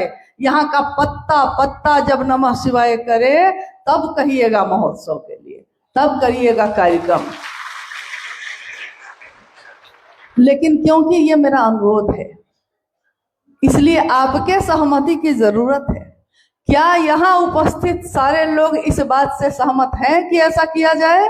सारे लोग सहमत हैं? तो अगले 1 साल तक किसी कार्यक्रम में, बड़े कार्यक्रम में आप लोग शामिल ना होंगे, महादेव का काम करेंगे हम लोग, ठीक है क्या? और जब भी करेंगे तो उस कार्यक्रम का नाम आप लोग कृपया शांत हो जाइए, क्योंकि कार्यक्रम हम लोग पे भारी नहीं होना चाहिए। महोत्सव हम लोग का विषय नहीं होता है। कोई शिव शिष्य का महोत्सव उसके मन पे अगर भारी हो गया, इसका मतलब है कि महादेव भारी न हुए हैं। जिसके मन पे महादेव भारी होगा, उसके लिए एक आदमी से बात करना भी महोत्सव के बराबर ही होगा। कहीं जाके करके आइए, और अगले 1 साल के बीच में आइए, रायपुर आइए, भिलाई आइए, बिलासपुर आइए, रायगढ़ आइए, और कहते हैं कुछ दिन तो गुजारिए छत्तीसगढ़ में। कुछ दिन जो लोग जा सकते हैं वो तो जाए, जो नहीं जा सकते वो पूरा जिला में काम करें, मतलब अपने अगल बगल के गांवों में जाके करें, शहरी क्षेत्र में करें। शिव शिष्यता का सही संदेश पहुंचाइए, क्योंकि सही संदेश पहुंचाना भी बहुत जरूरी है। साहब ने महादेव के गुरु स्वरूप की जो बात बताई है, 3 सूत्रों की जो बात बताई है, वो अद्भुत है, अप्रतिम है, इतनी सुंदर है, इतनी सुंदर है कि उसकी तुलना किसी कर्म कांड से नहीं की जा सकती। लेकिन हम लोग सही तरीके से लोगों तक अभी पहुंच नहीं पा रहे हैं। बहुत लोग नाव में बैठ गए, पार उतर जाएंगे, लेकिन लाखों लोग अभी तट पे खड़े हैं, किनारे पे खड़े हैं, इंतजार में कि कोई आएगा, मेरा सोया भाग्य जगाएगा। तो हम में से कौन कौन वहां जाए, ये ना बात है। तो थोड़ा मदद कीजिए छत्तीसगढ़ में महादेव का काम बढ़ाने में, और मुजफ्फरपुर जिला में तो करिए ही करिए। इसके अलावा हम लोग में से कोई कहीं भी दुनिया में कहीं भी जाके महादेव का काम कर सकता है। जाइए, करिए, लेकिन करिए, कहिए मत। और कृपया 3 सूची में से मेरा नाम हटा दीजिए, बाकी लोग का हमको नहीं पता। बाकी तो आप लोग खुद स्वतंत्र हैं, जो इच्छा हो करिए। और कोई जिज्ञासा है? कोई दिक्कत हो गई है क्या? नहीं ना? हुई होगी तो माफी दीजिएगा, लेकिन मुझको लगता है कि साहब दीदी का सपना अभी बाकी है। एक संगोष्ठी में साहब ने कहा कि अरे हिमालय के पहाड़ पे तो सब चढ़ ही जाते हैं कुछ लोग। हिमालय एक पहाड़ है, जब लोग चढ़ाई करने चलते हैं तो पहाड़ पे तो चढ़ ही जाते हैं, लेकिन हमें हिमालय के शिखरों पर, हिमालय का जो शिखर है ना, चलना है, अभी भी चलना है, करना है, अभी भी करना है। और हमें हिमालय के शिखरों पर नया हिमालय गढ़ना है।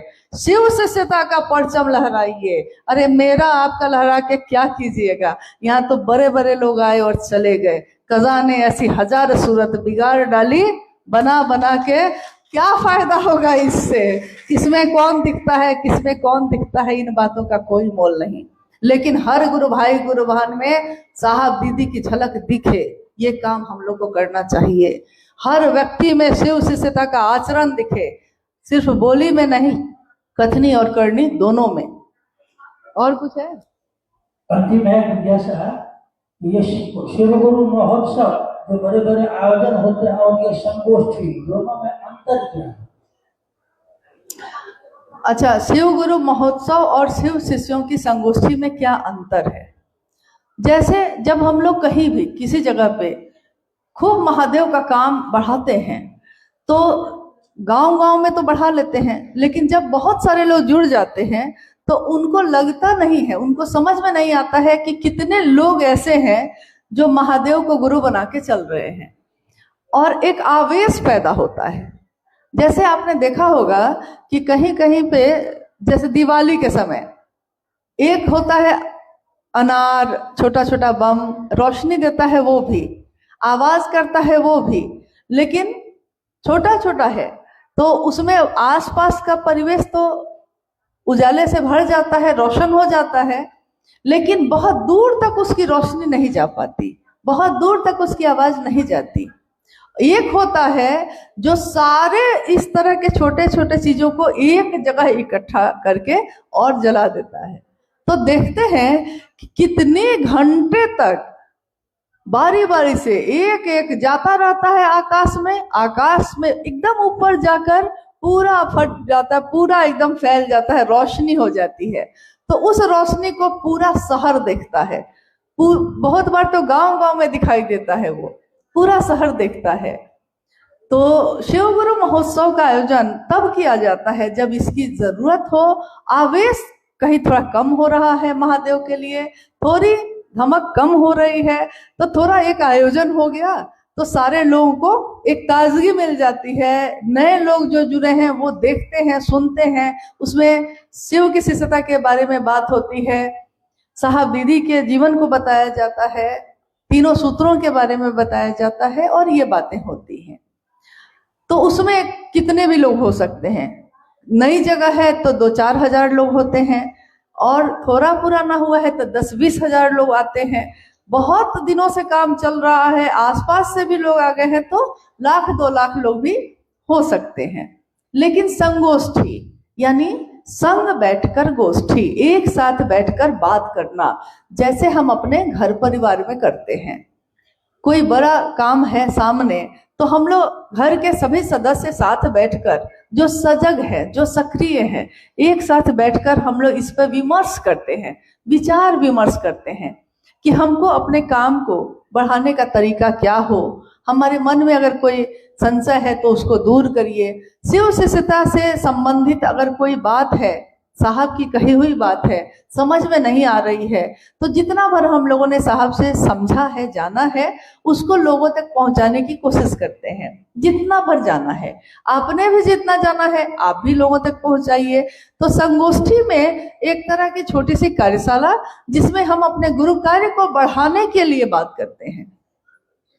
केवल ये नहीं करते कि आए फिर शिव चर्चा की और चले गए, तो सिर्फ शिव चर्चा करके जाना है तब तो आप कहीं से भी कर सकते हैं। लेकिन जब संगोष्ठी का आयोजन किए हैं तो जब तक काम पे बात नहीं करिएगा, काम बढ़ेगा कैसे। तो थोड़ा हम लोग कोशिश करते हैं कि आप लोग की तरफ से भी कोई ऐसी बात आए जिससे महादेव का काम बढ़ाने में मदद मिले। आप लोग छोटे छोटे कार्यक्रम करिए, कोई दिक्कत नहीं है उसमें। गुरु भाई गुरु बहन जो आपस में करते हैं, आप लोग करते हैं, करिए। मैंने अपनी बात कही है, अपने पे तो बस है, दूसरों पे बस नहीं है मेरा, लेकिन अपने पे तो बस है ना। नहीं, और कुछ अगर आप में से कोई है जो कहना चाहते हैं।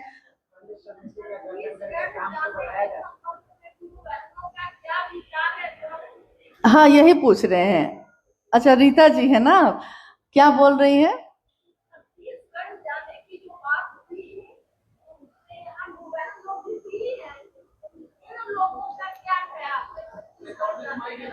हाँ, जैसे एक माइक दीजिए उनको, एक माइक दीजिए वहाँ।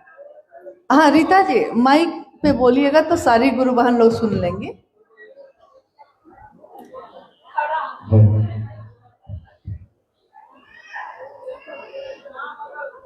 हाँ, 30 अगस्त हम लोग साहब श्री के जीवन काल में भी गोद लिए थे, और उसके बाद कोरोना हो गया, साहब इस दुनिया से चले गए। और उद्देश्य शिष्यों का तो यही है कि साहब के अधूरे सपने को पूरा करना। हाँ बिल्कुल, एकदम। तो दीदी ने जो ये विचार रखा है, दीदी हम लोग गुरु कार्य तो करते हैं, करीब करीब मुजफ्फरपुर डिस्ट्रिक्ट में सारे गाँव में गुरु कार्य की स्थिति अच्छी है। अब समय काटा जा रहा है। साहब ने कहा था कि कंप्लीट तो नहीं होगा, 100% कंप्लीट हाँ नहीं होगा, लोग आते भी तो रहेंगे, पैदा होते भी तो रहेंगे, आगे बढ़ना समय लग ही रहा है, पैसा लग ही रहा है, एनर्जी लग ही रही है। बिल्कुल बिल्कुल। तो आप आई हुई हैं तो थोड़ा गुरु बहनों से समझ लिया जाए कि आखिर ये संगोष्ठी रखी गई है, तो गुरु बहनों का क्या ख्याल है छत्तीसगढ़ जाने के संबंध में। हाँ बोलिए, कोई गुरु बहन अगर अपनी बात रखना चाहें। आप में से कभी भी छत्तीसगढ़ राज्य में गुरु कार्य के लिए कितने लोग गए हैं, पहले जा चुके हैं जो? अच्छा, आप लोग सब कोई गए हैं, ठीक है, बहुत अच्छा। तो आप लोग अगर कुछ बात रखना चाहिए अगर, तो माइक आपको दिया जाएगा, आप अपनी बात रख सकते हैं।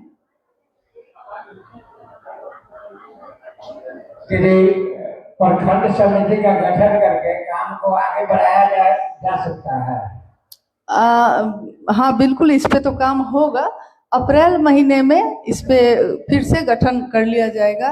आप लोग के बीच से जो भी नाम आएंगे हम लोग भी अपने तरीके से देखेंगे। तो जिला स्तर की जो समिति पहले से काम करती आई है उसका पुनर्गठन यानी 3 साल का कार्यकाल उसका पूरा हो चुका है। तो 3 साल बाद पुनर्गठन होगा ही, स्वाभाविक है, क्योंकि परिवार बहुत बड़ा है हम लोगों का और एक व्यवस्था नहीं रहेगी तो सीधे सीधे लाखों लोगों से तो बात नहीं की जा सकती है। इसलिए साहब श्री ने एक व्यवस्था कायम की, लेकिन महादेव के काम में सहयोग के लिए की है। ये हमेशा हम लोग को याद रखना चाहिए कि हम लोग सहयोग के लिए हैं, शासन करने के लिए कोई भी यहाँ नहीं है। तो दूसरों की मदद करिए और एक व्यवस्था, इसके अंतर्गत जिला स्तर पे एक समिति का गठन जो हुआ है फिर से होगा पुनर्गठन, और प्रखंड स्तर पे भी, पंचायत स्तर पे और गांव स्तर पे भी होगा। सबसे पहले तो यहाँ उपस्थित सभी गुरु भाई बहनों के चरणों में मेरा प्रणाम।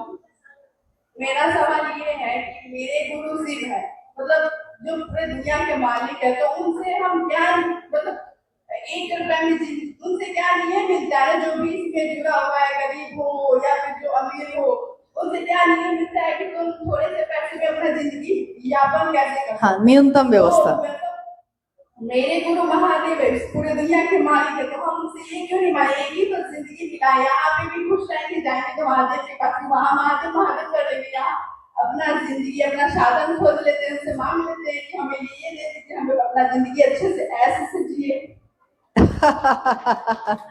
ऐसे से एक ही जिंदगी मिला, पता नहीं कब चले जाए। हाँ, ये बात तो सही है। तो जैसे क्या ऐसा कर लीजिएगा जिससे आप खुश हो जाइएगा?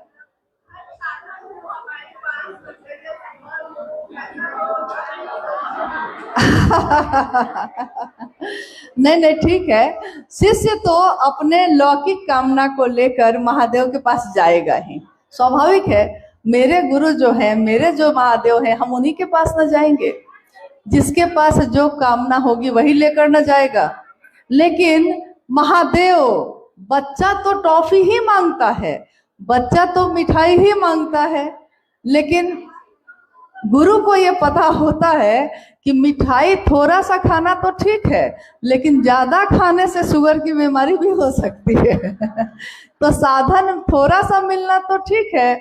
और साहब श्री की बातों को याद करिए, उन्होंने हमेशा कहा है कि जो महादेव की बात करेगा, जो महादेव का काम करेगा, उसको रोटी, कपड़ा और मकान यानी जरूरत की जो चीज है उसकी पूर्ति होगी ही होगी। ऐसा नहीं कि नहीं होगी, लेकिन फुटाने का गारंटी नहीं है, फुटाने का गारंटी नहीं दिए हैं साहब। तो ऐस वाला जो मामला है, देखिए बात ये है ना कि हम लोग के मन में बात ये है कि हमको किस बात से खुशी मिलती है, किस बात से मिलती है। किसी को पार्टी करके खुशी मिलती है, किसी को महादेव को मन ही मन प्रणाम करने से खुशी मिलती है, किसी को घूमने और टहलने से खुशी मिलती है, और किसी को महादेव के नाम से किसी को एक आदमी को भी जोड़ देने से खुशी मिलती है। मेरे साथ में बहुत ऐसे लोग हैं, पारिवारिक या रिश्तेदार हैं। तो उसमें से एक महिला ने मुझसे एक बार ये कहा कि क्या हमेशा जब देखो साहब बैठे हैं तो हम लोग तो उन्हीं के इर्द गिर्द रहे हमेशा, तो जब देखो तुम लोग महादेव सुबह से रात तक करते रहती हो, थोड़ा सा बीच बीच में पार्टी उर्टी करना चाहिए, हम लोग करते हैं, उसमें क्यों नहीं आती हो?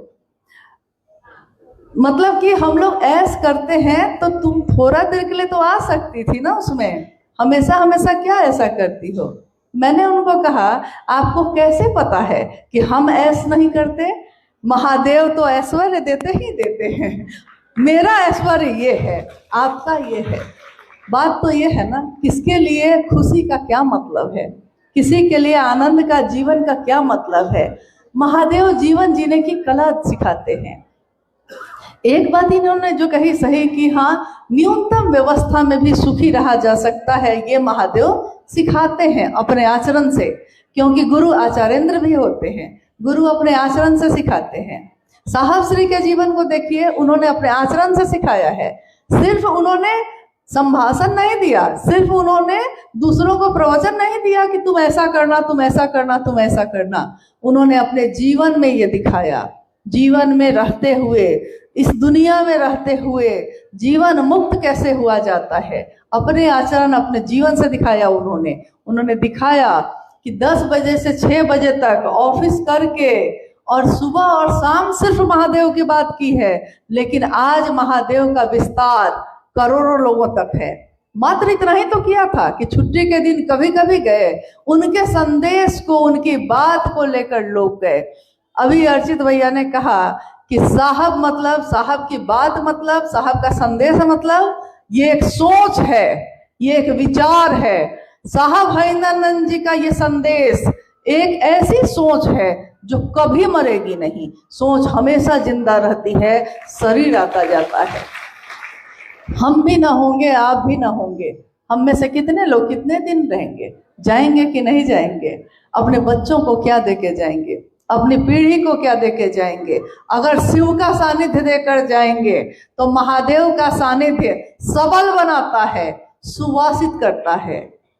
साहब श्री की बोली हुई बात, मैं नहीं जानता शिव के बिना ये दुनिया कैसी होगी। साहब नहीं जानते, मैं नहीं जानता शिव के बिना ये दुनिया, इसकी दशा और दिशा कैसी होगी, ये मैं नहीं जानता। लेकिन शिव के साथ ये सृष्टि सबल होगी, सुवासित होगी, सक्षम होगी, ये मैं जानता हूँ। तो शिव का साथ दीजिए अपने बच्चों को भी, और महादेव का साथ होगा तो वो अपने जीवन को जी लेगा। हम गहना कपड़ा तो जुटाते हैं, लेकिन अपने बच्चे को वो संस्कार नहीं देते, वो बात नहीं बताते। सही गलत का साथ समझाते हैं, लेकिन सही का साथ दीजिएगा तो गलत तो खुद ही छूट जाता है। आपने देखा होगा कि अगर अंधकार है, चारों तरफ अंधेरा है, और आपको कहा जाए कि अंधेरे को दूर करिए, आप अंधेरे के पीछे भागिएगा, इधर भागो करिएगा। अंधेरे के पीछे दौड़कर अंधेरे को दूर नहीं किया जाता है, इसमें श्रम नहीं लगता है, इसमें बस रोशनी की एक किरण लानी पड़ती है। बस रोशनी की एक किरण सारे अंधेरे को खुद ही दूर कर देती है। तो अंधेरे के पीछे क्यों भाग रहे हैं? रोशनी की एक किरण उसके जीवन में ले आइए, अंधेरा तो खुद ही दूर हो जाएगा। थोड़ा महादेव से अपने बच्चों को, अपने परिवार को भी जोड़िए। जो अपने घर को सुंदर नहीं कर सकता वो दुनिया को सुंदर क्या करेगा? जो अपना काम नहीं कर सकता वो महादेव का काम क्या करेगा? ये मैं नहीं कहती, मैंने साहब से सुना है। यारों, दोस्तों, बहनों, भाइयों, है ना, साहब ने कहा है, और साहब ने जो कहा है वो कभी भी उस पे प्रश्न नहीं उठता। हम पे प्रश्न उठ सकता है, आप पे उठ सकता है, लेकिन वो सत्ता एक ऐसी सत्ता है जिस पे कोई प्रश्न नहीं हो सकते। प्रश्नातीत है मेरे साहब, प्रश्नातीत है मेरे गुरु शिव, और प्रश्नातीत है मां नीलमानंद। सारी उंगलियां हम पे, आप पे उठ सकती हैं, लेकिन जिस दिन किसी की उंगली अगर उस तरफ उठी तो भस्मासुर का हाल तो आप जानते हैं। और तो कुछ नहीं। हाँ, अभी एक बात बाकी थी। हाँ, कहिए। ये था कि अभी जो विषय आया है, आपके पास आया था कि आपको साहब समझा जा रहा है, तो इस विषय पर थोड़ा सा क्लियर कर देना चाह रहा हूँ, क्योंकि हमारे जिला के गुरु भाई महान लोग हैं। अभी इसी संगोष्ठी के लिए जिला कमेटी ने एक बैठक रखा था, तो बैठक में बड़े भैया जो है इस बात को रखे थे। कौन बड़े भैया? सुरेंद्र भैया ने रखा था। देखिए, अभी रोक रहे हैं। बड़े गुरु भाई मतलब सिर्फ साहब, बाकी भैया दीदी कहिए, कोई दिक्कत नहीं। तो उन्होंने इस बात को इस तरीके से रखा था, लोगों ने आधा बात लेकर, क्योंकि आधा बात, अधूरी बात थोड़ा सा वो खतरनाक होता है। उनका कहना था कि मुख्यालय हमारा एक है, मुख्यालय हम लोगों ने बदला नहीं है, मुख्यालय हमारा एक है, और मुख्यालय से अगर कोई भी लोग आ रहे हैं, मतलब हमारे लिए वो भिन्न नहीं है, अलग नहीं है। मुख्यालय मतलब साहब श्री हरिंद्रानंद जी आ रहे हैं, हम उनका स्वागत करेंगे, ये कहने का तथ्य था, न कि अलग अलग भिन्न कहने का तथ्य था। और लोगों ने इसको अलग तरीके से ले लिया, समझने वाले लोगों ने, तो ये चीज था कहने का मतलब। और मुख्यालय से कोई भी लोग आएंगे तो मुजफ्फरपुर वाले लोगों के तरफ से अनाधिकार हम बोल रहे हैं, मुख्यालय के तरफ से कोई भी गुरु भाई बहन आएंगे हमारे लिए, हमारे जिला के लिए साहब श्री हरिंद्रानंद जी जैसा ही गुरु भाई बहन आएंगे, ये हम लोगों का कहना है। अच्छा ठीक है, आप इस बात से दुखी क्यों हो गए? मुझको तो भाई खुशी मिली कि चलिए मेरे नाम को साहब के साथ जोड़ा आपने, ये मेरा सौभाग्य है। मेरी पहचान उनके कारण है। मेरे क्या कहिएगा, जो भी थोड़ा भी अगर गुण अवगुण जो भी होगा उनके कारण है। एक बिया ही तो थे हम भी, आप भी एक मामूली बीज पड़े हुए थे कोने में। साहब ने अपने प्रेम से, अपनी वाणी से, अपने आचरण से और अपने आशीर्वाद से उन सारे बीजों में पौधे लाने का काम किया है। आज बालियां लहला रही हैं, शिव शिष्टता की सुगंध फैली हुई है। तो साहब का तो स्वाभाविक है कि उसमें दिखेगा ही दिखेगा।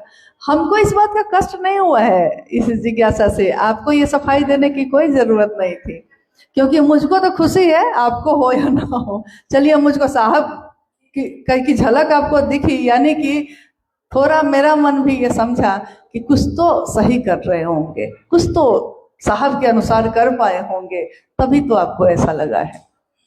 और किसी को कुछ कहना है तो कहिए। मेरा सवाल है, हम झारखंड के धनबाद से आए हैं और मेरा मन में, आप यहाँ कैसे आए?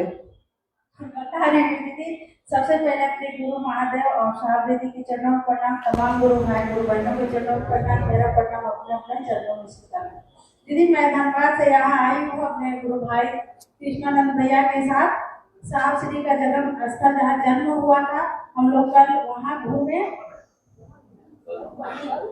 घूमे दीदी। इसके बाद पूरा दिन अपना स्टेशन के आसपास बिताए।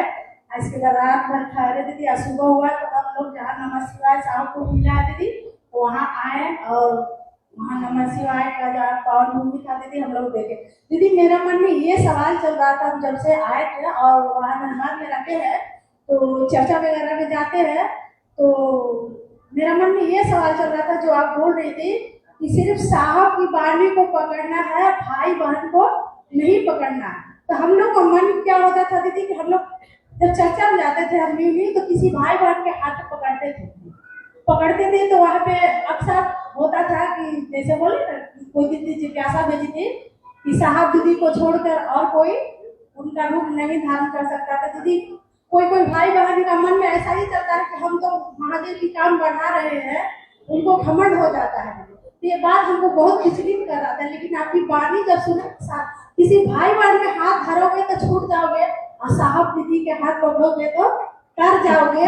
तो दीदी, ये बात का हमको एकदम मतलब मेरे मन पे ऐसा सवाल उत्पन्न हो रहा था, हम इतनी परेशान कर रही थी ये बात को। लेकिन दीदी, जब हम आए आपके वाणी को सुने तो मेरा मन इतना पकड़ा कि नहीं, कोई भाई बहन को सबको अपना लौकिक में है तो सबको सम्मान देना, लेकिन आध्यात्मिक में जहाँ महादेव की हमारी साहब की फैलाई हुई चर्चा चल रही है, वहाँ सिर्फ अपने महादेव की वाणी को सुनना है और उन्हीं को पकड़ के साहब श्री का हाथे पकड़ के और महादेव पहुँचने का प्रयास करना है दीदी। और बाकी किसी भाई बहन को इसमें पकड़ना नहीं है, बस लौकिक जीवन का सम्मान देना है। उसके बाद परलौकिक में महादेव को सिवा और साहब दीदी के सिवा किसी को नहीं दिया। यही करके अपने बहन को ठीक, बैठिए।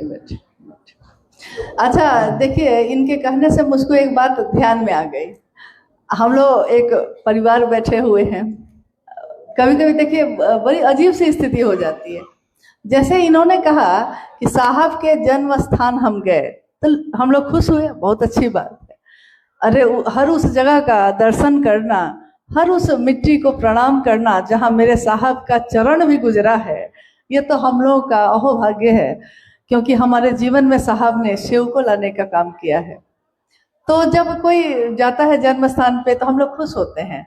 कभी किसी के बारे में आपने नहीं सुना होगा कि कोई किसी को रोकता है, कभी रोकते सुना है किसी को? नहीं।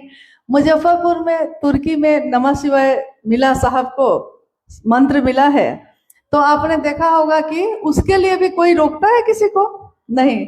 जहाँ के भी लोग हों, जो आना चाहते हैं आते हैं, प्रणाम करते हैं, यहाँ के लोगों से मिलते हैं, चले जाते हैं, तो लोग खुश ही होते हैं, खुश होते हैं।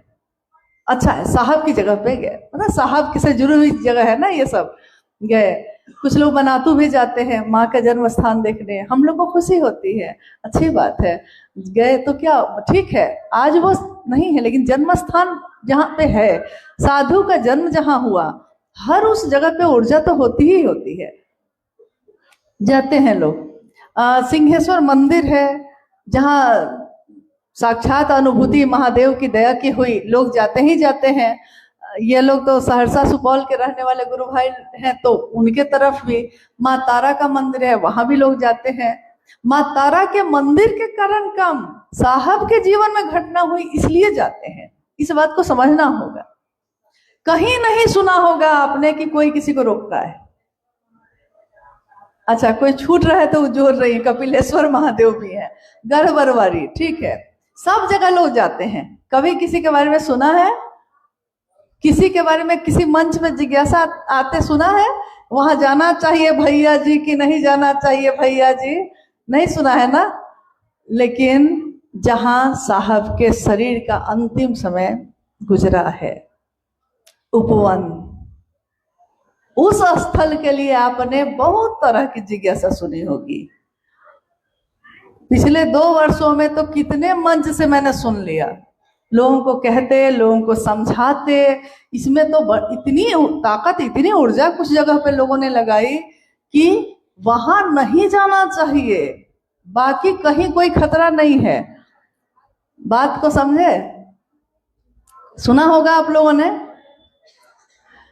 नहीं?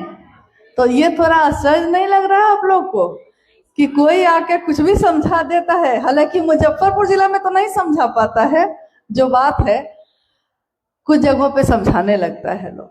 लेकिन मेरा ये कहना है, हम हर उस जगह पे जाएंगे अगर जा सके तो, जहां मेरे साहब के चरण का एक धूल भी पड़ा हो।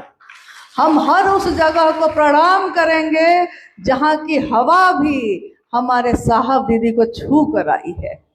कहते हैं उस हवा को सलाम है, उस हवा को सलाम है जो मेरे महबूब को छू के आई है। तो मेरे साहब को छू के आई है, हम लोग जाते भी हैं, करते भी हैं, लेकिन इन सब के साथ काम हम लोग को करना है महादेव का। चाहे कहीं चले जाइए, दुनिया में कहीं जाइए, लेकिन कोई शिव का शिष्य अगर कहीं जाता है तो रास्ते में भी लोगों से महादेव की बात करते हुए जाता है। जहां वो खड़ा होता है वहां भी, जहां सब्जी खरीदता है वहां भी। यानी अगर महादेव भारी न हुए होते तो हमारे मुंह से अपने अपने खुद ही खुद ये सारी बातें क्यों निकलती रहती? महादेव भारी है। यही साहब का सपना है कि जिस दिन महादेव भारी हो जाएं और सारे रिश्ते हल्के हो जाएं, तो समझना कि महादेव का भारी होना यानी शिव शिष्यता भारी हो रही है मन पे। हम कहते हैं ना कि हम शिव शिष्य हो गए, कैसे समझ में आएगा? हम शिव शिष्य हो गए ऐसे समझ में आता है कि कोई सम्मान दिया है तब भी नहीं इतरा रहे हैं, और किसी ने अपमान दे दिया है तो प्रेम से उसको भी स्वीकार कर लिया है। किसी ने मिठाई खिलाई तो वो भी खा लिया है, और किसी ने जहर का प्याला बढ़ाया है तो उसको भी पी लिया है। जहर को अमृत तो महादेव स्वयं बनाते हैं, हम आप क्या बनाएंगे? तो आइए हम सभी मुजफ्फरपुर जिला के रहने वाले गुरु भाई गुरु बहन अपने गुरु शिव की व्याप्ति हर घर में करें, और छोटे छोटे कार्यक्रम जो आप करते हैं करिए, हर घर में करें। छत्तीसगढ़ राज्य को गोद लिया है, साहब का सपना है उसमें महादेव की व्याप्ति हो, महादेव का काम बढ़े, इसकी कोशिश करनी है। बस इतना भर करना है। इसके बाद आप क्या कर रहे हैं? कौन बोला? क्या कर रहे हैं आप लोग? बैठ जाइए एक जगह। महादेव के काम की व्याप्ति हो सके, बस इतना भर। अब रही बात, अगर आप लोग के पास बहुत समय है कि आप हम लोग का नाम ले लेकर उस पर बात करिएगा, तो भाई आपको आपका समय मुबारक हो, लेकिन हमारे पास इतना समय नहीं है कि हम लोग इतना नाम ले लेके सबके बारे में बात करेंगे। हम लोग को क्षमा करिए, हम लोग अब चलेंगे। हाँ, हम चले गुरु राह में, सोचना अब क्या अब क्या सोचना है, महादेव के राह में चलिए, हम लोग सब कोई चलते हैं, अपने साहब दीदी के साथ चलते हैं।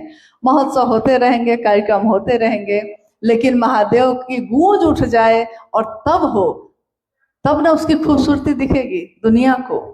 ठीक है, अब हम लोग को आज्ञा है, हम लोग जा सकते हैं। आप सभी के चरणों में प्रणाम।